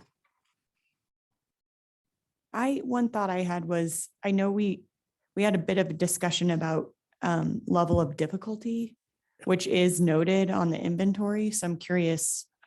I don't think we drew a conclusion on that, but I'd like to hear from you guys about that. I had a question about level of difficulty for whom? Yeah. For everybody? That's existing from our existing paper maps that we have right now. So that's what this was taken from, and the quick Okay. inventory doesn't have to live anymore if you don't want it. Okay. That's just what pertains to our paper Explanation maps. of what level of difficulty relates to. I mean, it might be easy for a biker and moderate for a hiker. Oh, yeah. And you could have a easy trail with a short section that's really steep. That's, so does that become, a green, black, blue, And then does that change for the winter? Or how do you reconcile winter use? But and Yeah. saying this is information we currently have. It's currently have, and that's how we mark the trails. Easy is green, moderate is blue, difficult is We're gonna black have to have diamond. Some definitions of what that means. And that's, doesn't mean yeah. anything. And we use the imagery of like the ski resort, the green circle, blue square. So we hope people recognize that kind of international symbols and colors. The ski resort is for skiing. Mhm. These are for hiking and biking and snowshoeing and. Sure. cross-country and that- And these, yes, and this trail marking has been used across the nation. Like it's very common for open space departments to use the green and blue and black as well. It's not just Breckenridge. Yes, I mean, that's- we've done this historically because that is kind of the best practice. Having some measure of, it's generalized, and of course, it, changes on user groups, and user groups tend to change over time, and new uses come out on trails. It's anything but a perfect system, but it's a general guideline. I saw Lorient in here. I've hiked that a bunch of times and it's marked difficult. Are there two Slopes. Lorients? Because the one I've hiked is not difficult. Really good. Yeah. No. You're at a really high elevation, and yep.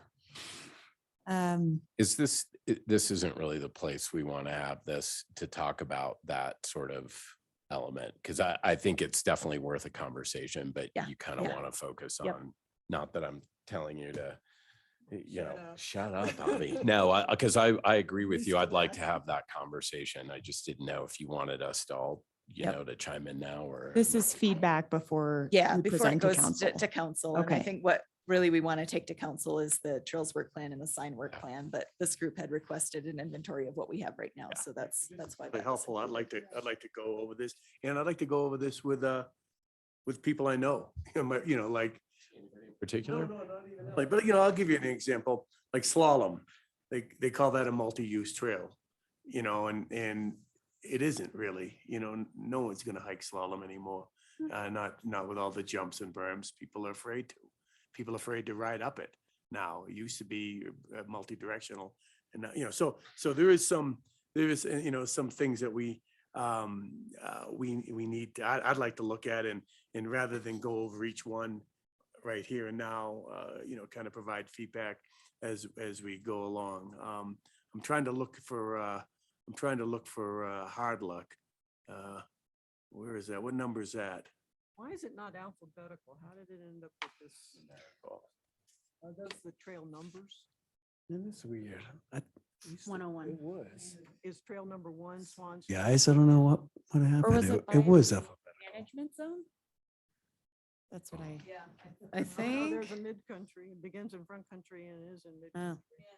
I don't know what. Be nice to have it what happened with that in rule. alphabetical order. And same Yeah. thing with like trail away. That's multi-directional, multi-use, who would ever write up that? So anyway, yeah, I'd like to look at. that stuff. It's tough to say who would, it's like a behavioral study of, yeah. For the sake of council, any other No. comments? I think the council would like to look at this and have some input. I think before we give it to council, we put it in alphabetical order. And then, people can, you can look at the trail that you're acquainted with and then, maybe offer some input. Maybe with the 7 of us, we could get, a cross section of good, some good advice and good information and feedback or maybe not, but certainly in alphabetical order. I did find Hardlock, or actually Kirsten did, and it's multi-directional, So like only. one thing, I don't know if we said one of our actions was to expand parking where possible. Can we say maybe like improve parking?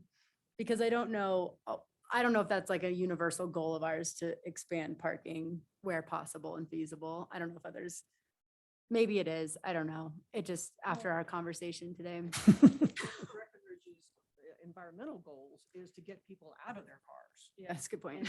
and into buses or bikes, so. Yeah. I mean, Yeah, not being very That's just, yeah, consistent that with one kind of stood out to me. And I also think Bobby's questions were really good in clarifying to make sure that when this does go to council that, a lot of these are really open-ended and to maybe like, for me, I'm framing this as these are all the things that we talked about that we want to address in our work plan. And I like the way that you said, like annually, we might choose some of these. Like we said, we want to address loops, but we didn't obviously find a solution for loops, but maybe that's a 2024 goal. So I think maybe is as clear as possible so that they don't think like we're done now, like we did our work plan. So Right, right. obviously, because hearing your back and forth was actually helpful for me to understand, because I knew that we'd like said all of these things, but like what next? Just to make sure that we're not just dumping a bunch of great ideas on council without like, and here's our steps in the future. I think would be helpful, but otherwise I didn't think anything was missing or anything, and this was very comprehensive, so thank you. I think when I think that expanded parking, when possible, might have come from my suggestion of a few different spots that in the summer, it's not as difficult to get to, but in the winter, like up by Bruce Campbell's place, Yeah. there's a couple of those hammerheads up by where we parked for Dakota Dry Gulch, that's not codified. Something like that, or that place down the road that pull off right by, the same thing where we left Scott's truck. Those are, and there again, that's probably illegal parking too, right? Where we parked for the For the Dry Dry Gulch Gulch site. store. Yeah. Yeah, so it'd be nice to make some of those, codified. I did just work with the county and say that, I'd like to keep these open. Anything else? Okay. So we can move on to BIFA trail mix. All right. Hi, kids.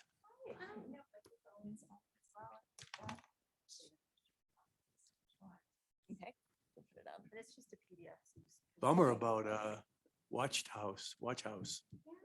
Well, they'll be back September September 1st. 1st, all right, yeah. I'm sure it's, Did you?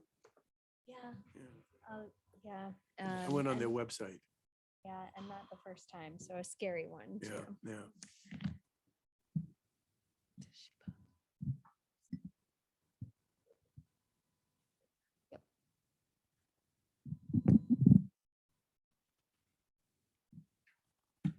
All right. I was gonna say, no, oh, yeah. Yeah, it's a PDF, so you can just scroll through each page. Great, thank you. And good evening, everybody. We're really happy to be here. My name is Avery Glassman. I'm the program director for Breckenridge. This is Tamara Nuzaki Park, our president. And we are so excited to share with you tonight some of the things we have in store for Breckenridge this summer, specifically related to our trail mix program. And really what we're here to do tonight is to check in with you all and see if we're directionally correct for what we're planning. We are just now embarking on our SEPA journey for one of our signature programs this summer. And so we come to you, looking for input, questions, feedback, all of the above. How do you advance, Tony? There we go. All right. So just as a refresher, since it's been a year since we were last here, BIFA stands for the Breckenridge International Festival of Arts. It's a 10-day festival with a vast array of artistic media, both visual and performing. With it, Breckenridge is appealing to arts enthusiasts, students, locals, visitors of all ages. And we do that through programs as diverse as exhibitions, to concerts, to educational programs. Here, this is an image from 2022 BIFA. It was an alphabet workshop with Palobolis, the dance company, that was pretty fun on the Riverwalk lawn. So we try to emphasize the themes of adventure, creativity, and play with BIFA, and it is Breckenridge's, as I mentioned, signature program of the year. A core component of BIFA is something called Trail Mix. So this combines art and the outdoors. It's meant to inspire wonder or a sense of wonder by exhibiting contemporary art along the trails of Breckenridge with select live performances as well. And so what I'm going to do is introduce the visual art component of Trail Mix and what we're planning for this year. And then I'll hand it over to Tamara to talk about the performance aspect, and then we'll kind of wrap up. So for the visual installation, Breckenridge is working with an artist named Camille Hoffman. She's a New York-based artist. She's also a professor at Cooper Union and Yale University. She's had solo exhibitions at the San Luis Obispo Museum of Art, the Queens Museum, Governor's Island, and numerous other awards, honors, and engagements. And we are really, really excited to work with Ms. Hoffman. These are just a couple shots of previous projects she's done. So I'll get to some preliminary sketches in a moment, but what Camille is proposing is an art installation along the trails of Breckenridge that reimagines gold as an ancestral symbol for interdimensional vision and protection. So she has been doing a lot of research about our area and is drawing some connections and parallels between pre-colonial gold death masks used in the Philippines, which is part of Ms. Hoffman's heritage, and the history of gold mining here in Breckenridge. So these gold death masks in the Philippines were and still are, a ceremonial part of the funereal process. And they were looted and burial sites were dug up throughout the Spanish occupation so that people could, steal the gold. And similarly, here in Breckenridge, gold mining, as well as, later mining histories, have done much the same to our natural environment and have wreaked havoc on, indigenous communities also for economic gain. So how's she going to make that connection?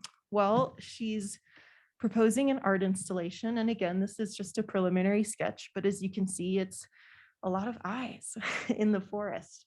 So she's proposing hammered metal eyes, quite a lot of them. So picture very thin, sort of hammered metal that will have different sort of patterns, images on them. And they may wind up being some materials in addition to hammered metal as well. She's still working out a lot of this in studio. But basically, as you can see here, there's sort of one example of a geometric pattern.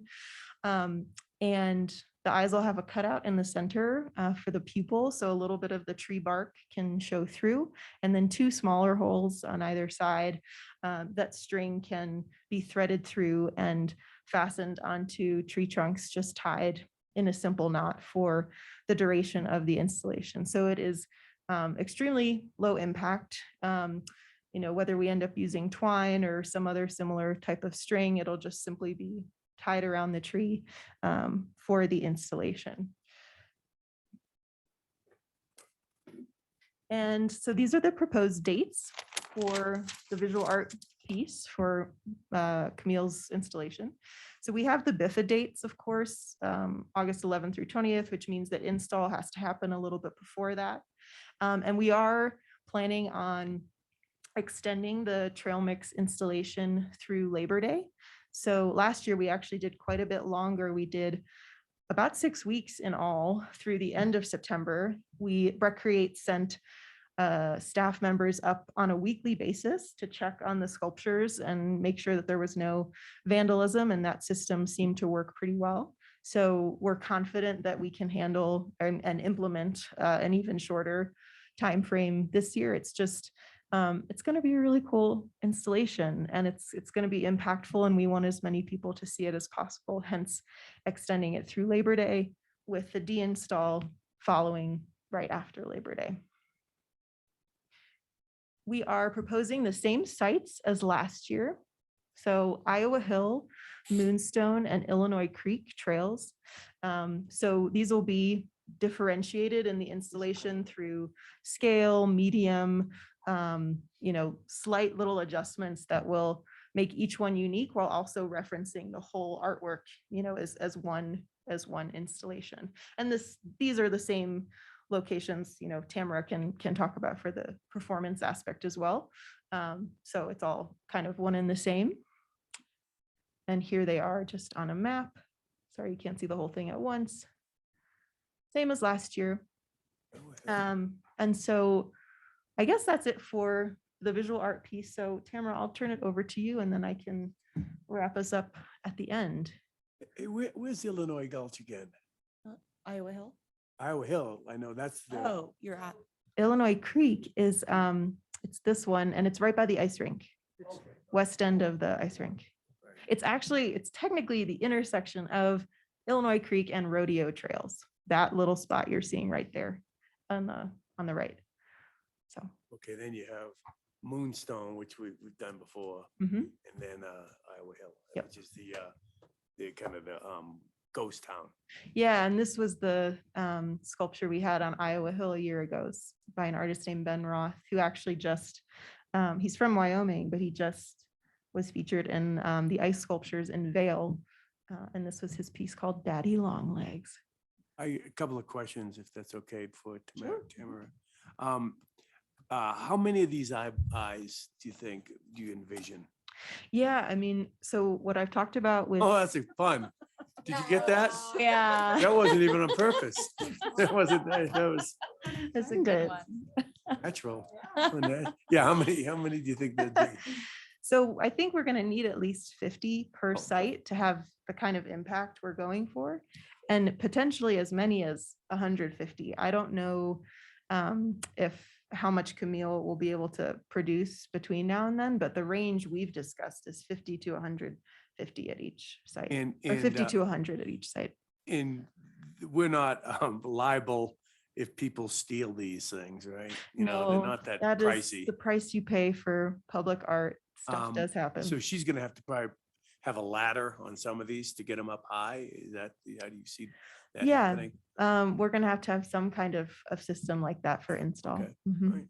Yeah. I think These are the same 3 instead of previous years. Yeah, so for the first time, we're trying one artist at all 3 sites. Yeah.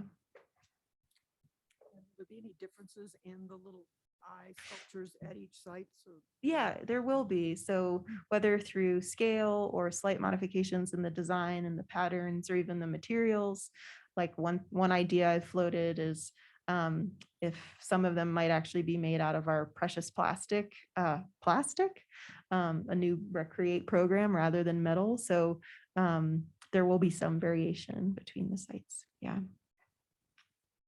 All right, so I'll turn it over to Tamara now to discuss what we're planning on the performance end of things. So what we would like to get some feedback from you today is a slightly modified version of what we have done in the past. So Trail Mix stemmed from these 3 art installations and was previously paired with 20 to 30-minute performances at each installation, three times a day during the 10 days of the festival. They were very popular. It's actually, become a trademark of BIFA, but we are also very mindful of the impact when we started to get upwards of 150 to 200 people coming in 2019. So what we would like to propose in our SEPA application is just a more scaled back version, essentially from Friday, August 18th through Sunday, August 20th, the second weekend of BIFA, an AM and PM time with one ensemble, which we're calling Chirp. The name of the program is reminiscent of the 2019 version of this. It's actually 3 singers, not instrumentalists, as you see here, that we would like to place on deer stands in trees at an appropriate location after we have the proper inspections from an arborist. And so we want to look at the most accessible locations for this to avoid any unnecessary impact or social trails on the 3 areas where Camille Hoffman's work will be presented. So we've kind of identified 2 places. One is the Illinois Creek area where Camille would theoretically have her installation, and look in that previous picture, that was the same location as we had in 2019. We would consider this exact location or some other area that follows down towards the Troll in that more open area to allow for people to gather in a way that enables them to hear. If we were able to find 3 solid trees where our performers could continue to hear each other. They have to be close enough, obviously sturdy enough, and in a good location for creating an amphitheater. And the second one is in Carter Park. And so we just want to get a sense of, is this something we should pursue with all the appropriate steps that we need to take in order to mitigate the kind of impact that we were starting to see in 2019 with fewer performances at more accessible locations. And so we'd love to hear what your thoughts are.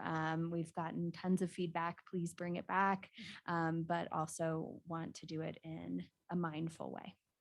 On Carter Park, would you put them in trees? Potentially. I think what we need to do, it's snowy right now. We need to bring the performers up. We've identified performers who are willing to go in deer stands, so that's great.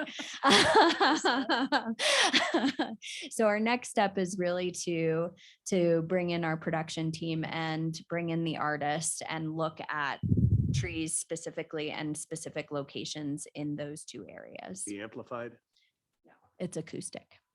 and a cappella. All right. Yeah, and I'll just wrap things up with, some successes and lessons learned from 2022. So there, were several.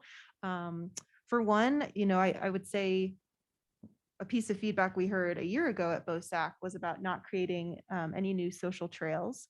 So with that information, we intentionally placed the sculptures for last year's trail mix very close to the existing trail. And that seemed to be effective at mitigating new social trails. We did have, we believe, a deer tick in the eye of the unicorn sculpture, but what can you do? A lesson learned had to do with signage. So we had signs in front of each trail mix sculpture. They advertised the dates of the festival of BIFA. They did not, however, advertise the extension, as I mentioned, through the end of September last year, that was unique to trail mix. And so there was a little bit confusion around that. That's a pretty easy fix with our marketing team, so we can easily incorporate that in 2023. And last but not least, probably the biggest success of Trail Mix 2022 was working with Open Space and Trails staff. They were amazing, and we couldn't have done it without them. It was also a really cool experience for our install assistants to get to have some interaction with y'all's team. So it just ended up being a really wonderful synergy of staffs from both Town of Breck and Breck Create, and we had a really fun time. So that's our presentation. Thank you. And any questions we can answer or feedback you can share, we'd appreciate. I have a question, but if you guys have anything, I I don't want to hog all the limelight. think it's prudent that we talk about last year. I think I might lean on staff for their observations, but my sense was there was a discrepancy about Moonstone. And correct me if I'm wrong, staff, but I thought we had determined not to do a sculpture on Moonstone. Or can I ask you, Anne, what I your? mean, I think that was initially the recommendation that came out of BOSAC. And then I think what was a surprise to us was the sound tank that was not presented to us, that we saw pop up at Illinois Creek that we weren't aware of. So we just want to make sure we have really good communication, good collaboration, so that we can understand and we can plan and help direct where we know we have issues or where we know the area can support. Did the directive, as far as I remember, BOSAC didn't want anything on Moonstone. So did that directive change with council? That could be where I missed I it. can't remember. And I think part of the issue was just access, because it's a little challenging to get to for a lot of folks or a lot of kids potentially. And in years past, there was a lot of illegal parking on the road because people were trying to find the easiest way in. And so that was why we were trying to avoid that last year, just to make sure that people weren't illegally parking and that folks were still able to access the exhibit. Yeah, I definitely recall the discussion around Moonstone at BOSAC a year ago, but I thought we did get approval for it. And that might have happened at And- council. Yeah, and remember maybe the I'm discussion. mixing those two meetings together in my mind, but I believe we proposed it and got it approved along with Iowa Hill. What was the problem with Moonstone? I'm sure I was here, but There's Right. no parking. no parking. So it's Yeah. harder. I wonder because I kind of remember that too. I do wonder if maybe having the same art installation in 3 places would make that less of a concern. I just don't know, but no one's missing out on an art installation this time around by not going to Moonstone. So that could potentially. We also did very little advertising and promotion of Trail Mix on purpose last year. I mean, Trail Mix is really supposed to be for locals. It's supposed to be something you sort of, serendipitously encounter on your daily bike ride or hike. So, it was included in the daily schedule in the BIFA brochure, but we really didn't push it like any of our other programs. And I think we saw Go the Breck result did. of that. Go Breck did though. So, what were you thinking of doing at Illinois Creek? Is that the singers or the eyeballs or both? Both. And would you ever think about doing it on the Troll Trail? Well, we would look at those 2 locations on the Troll Trail, and then also where we know we have 3 trees within an area that makes sense. Yeah. But our first priority would be to go on the Troll side, just because there's a bigger open space there that doesn't have. Also, it's parking, more it's easy accessible. Yeah, footing, accessible. great for the kids. Do we see any? I think at Illinois Creek, we've put up tons and tons of buck and rail because we've had so much high intensity use there and off trail and social trails. So obviously we'd want to make sure we're not going outside of those boundaries where we're trying to restore.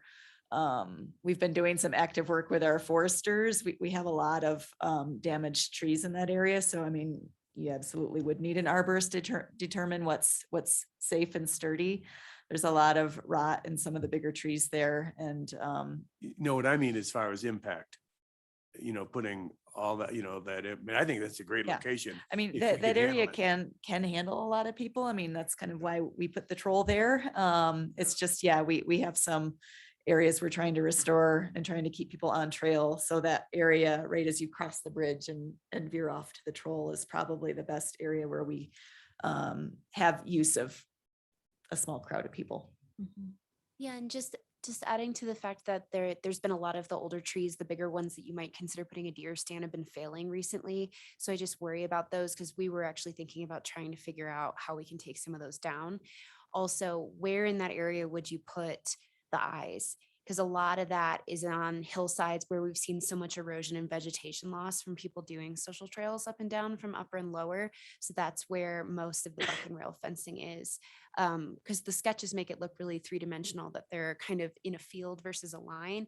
And that to me almost feels like it's inviting people to walk amongst the eyeballs, which would encourage a lot of impact, especially in the area that's really shaded and we don't get a lot of vegetation in that area, and we're trying to encourage it back.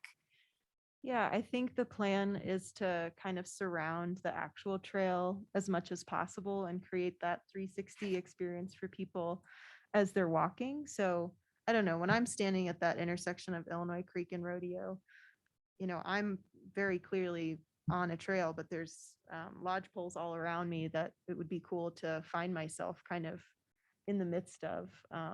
So, I mean, that's really helpful feedback, and I can work with the artist and production team when we get to install and sort of guiding that. But I think the plan is to really kind of have it coalesce around and sort of overlapping the edges of the trail.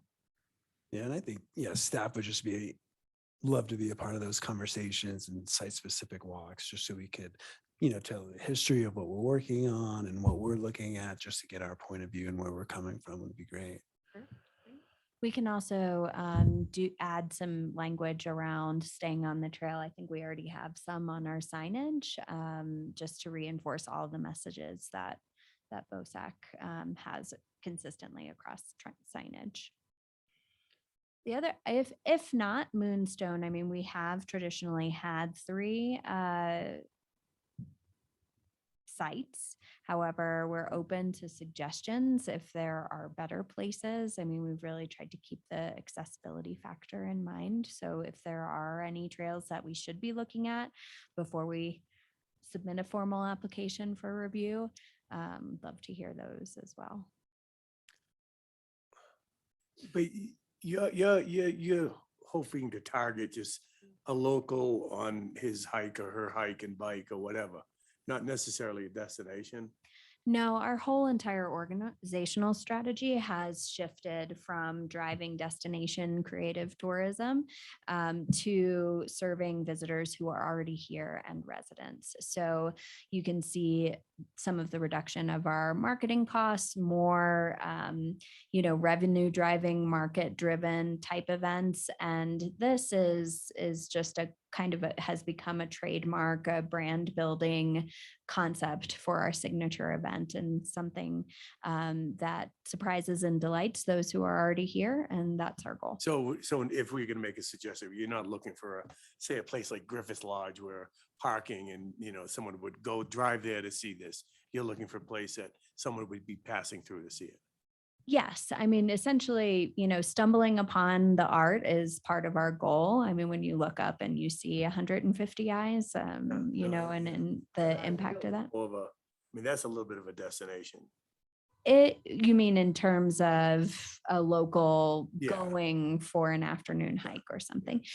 That's the approach really is, sometimes we as locals don't get all of our trails, and it's just kind of an excuse to get out there to something you don't, but I think it'd be a cool place. I'm just trying to, if I was gonna make a suggestion, I'd like to, kind of consider that criteria, but. Yeah, so, no, absolutely. Yeah.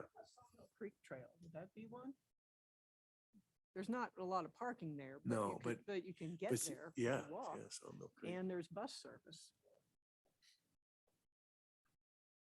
We'll take a look. And there's a lovely little creek that runs through it. And a lot of kids take that trail, already take that trail. That Which one's Sawmill? You mean by BOEC, the Yeah, pond? like and- goes up that way. Yeah. But you don't have to go up that way. Right.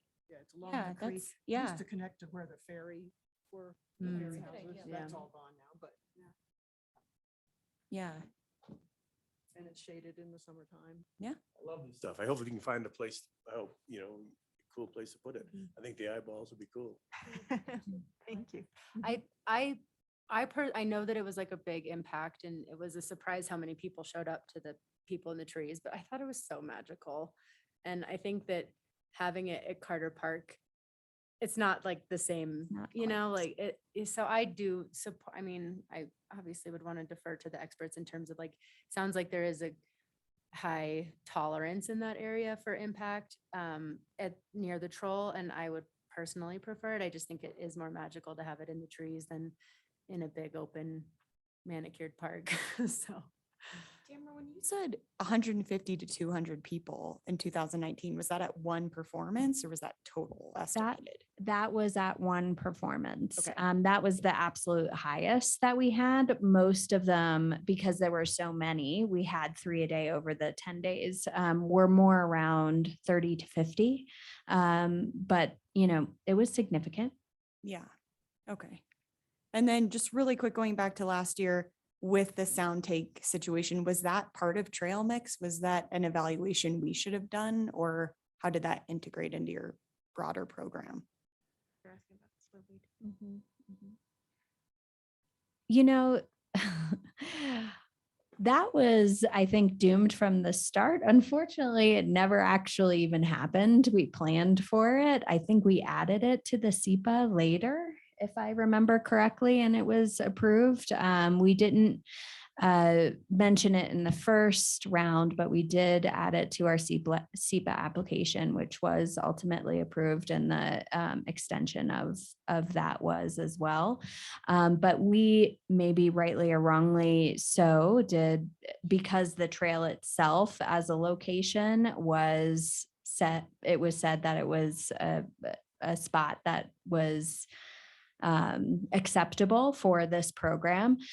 We, you know, as an arts organization, look for those locations and advice about locations, but not necessarily the actual artwork and approval of the artwork. So we're really coming to you to make sure that we're hitting all the criteria, that we're aligned with the messaging, that we have covered all our bases, that we're not creating any undue impact, and that we're really just looking to create the magic of a magical experience that you don't get every day. And that is unique to Breckenridge and kind of gives us an identity and character for the arts that we have here. So that is my understanding of what happened. Ultimately, when the tank arrived, they forgot an essential component. That we got could have, sick. that we could have dealt with. There was a medical emergency among Okay, their that's team. what it was. So it was a no-go, Yeah. unfortunately. What about the B&B trail?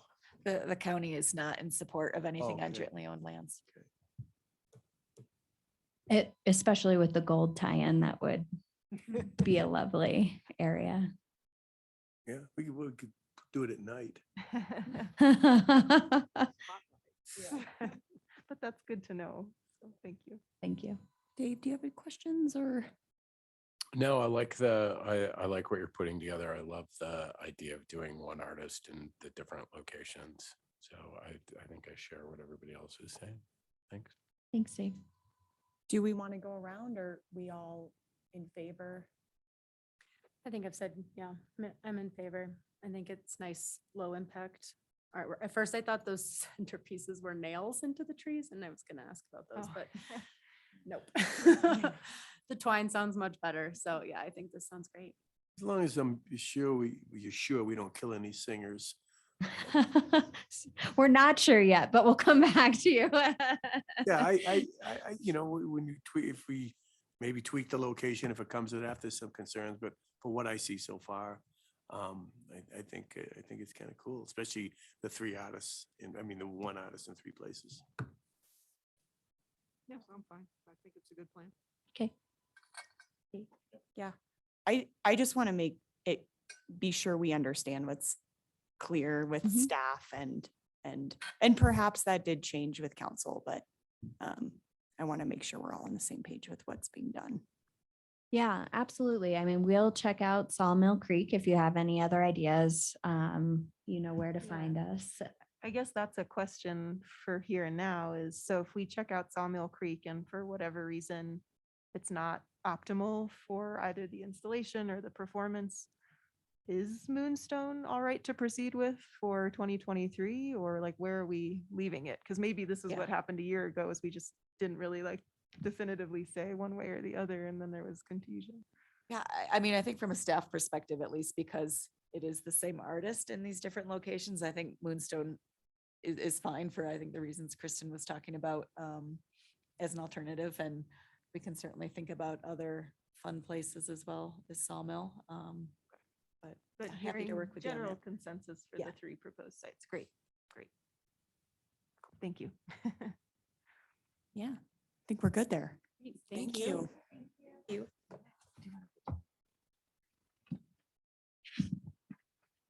I have it's under the snowflake cliff. It's like under the snowflake.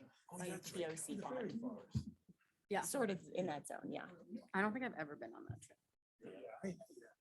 First, Jeffrey, you're next on the agenda. Oh, I can eat my way through the weekend, but that's good. Rock statues on the creek. Oh, is that what happens there? I don't know why I've like never. Nikki, you didn't ask about the Riverwalk, One I was the asking sound about. thing. Yeah, Snow I was really fired up. If he were here, he would have been not happy. Yeah.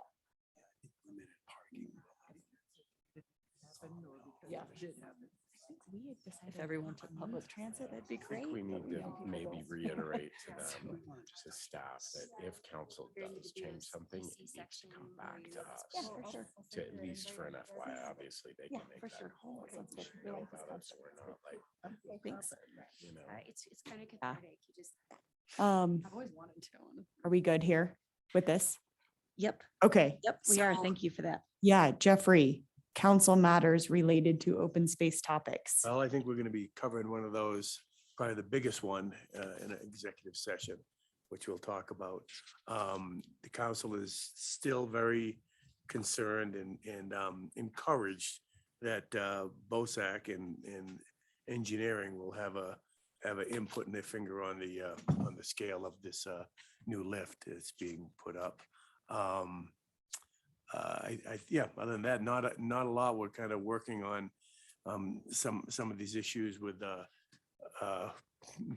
plastic bottle. We're looking at a plastic bottle regulation down the road. That might take a few years. I was, on the phone with Jay about that as when I got here.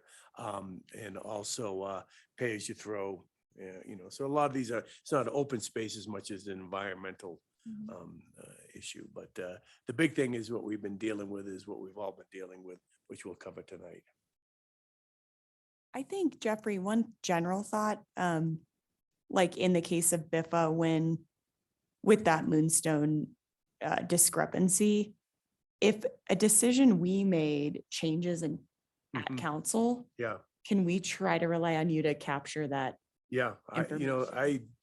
don't know if that was the case. Yeah, and I'm not saying it, It happened much later in SEPA and there's not a circle back from Right. SEPA to any of Right. us. Yeah. And we were just But completely caught yes, off guard. that's it. so the process was us, council, then SEPA. And Yep. so then we don't know. And it sounds like a later change or an Okay. amendment to their SEPA permit. Okay, that okay. we Just. Yeah, you know. to clarify, that was not me saying you missed that. I just, Oh, and I'm you know just- what, and I don't take it personally because I could very have missed it. So, no, but I didn't this time. But I rely on Ann to give me an update on what She'll happened. rely on you, you rely on Yeah. her. It takes a village. It's hard to close these loops. I understand that. I hope I didn't speak out of turn. That was my recollection that, No, I think, Yeah, yeah, that you did had sound it spot right. on. So appreciate that a lot. Keep me functioning. So, okay, so with that, I think we can move into exec session. Is that, Before you close it, we'll have, we'll say goodbye to Paul, our friends, and Ray. Thank you for coming. Okay, I will read my verbose text here. Am I good to do this? Yes, Okay. please. I move that BOSAC go into exec session under CRS 24-6 4024E for the purpose of determining positions relative to matters that may be subject to negotiations, developing strategies for negotiations, and or instructing negotiators concerning a property the town may be interested in acquiring for open state space purposes. So now I say who's here, which is Sarah Hickman, Jeffrey Bergeron, Kristen Joyce, myself, Nikki La Rochelle, Bobby Zanka, David Rossi, Tony Overlock, and Ann Lowe. So I need a second for this motion. Bobby seconds. Okay, so then now we are in exec session. So I read more. Oh, And we're actually going to close out of this webinar okay. and and we're going to open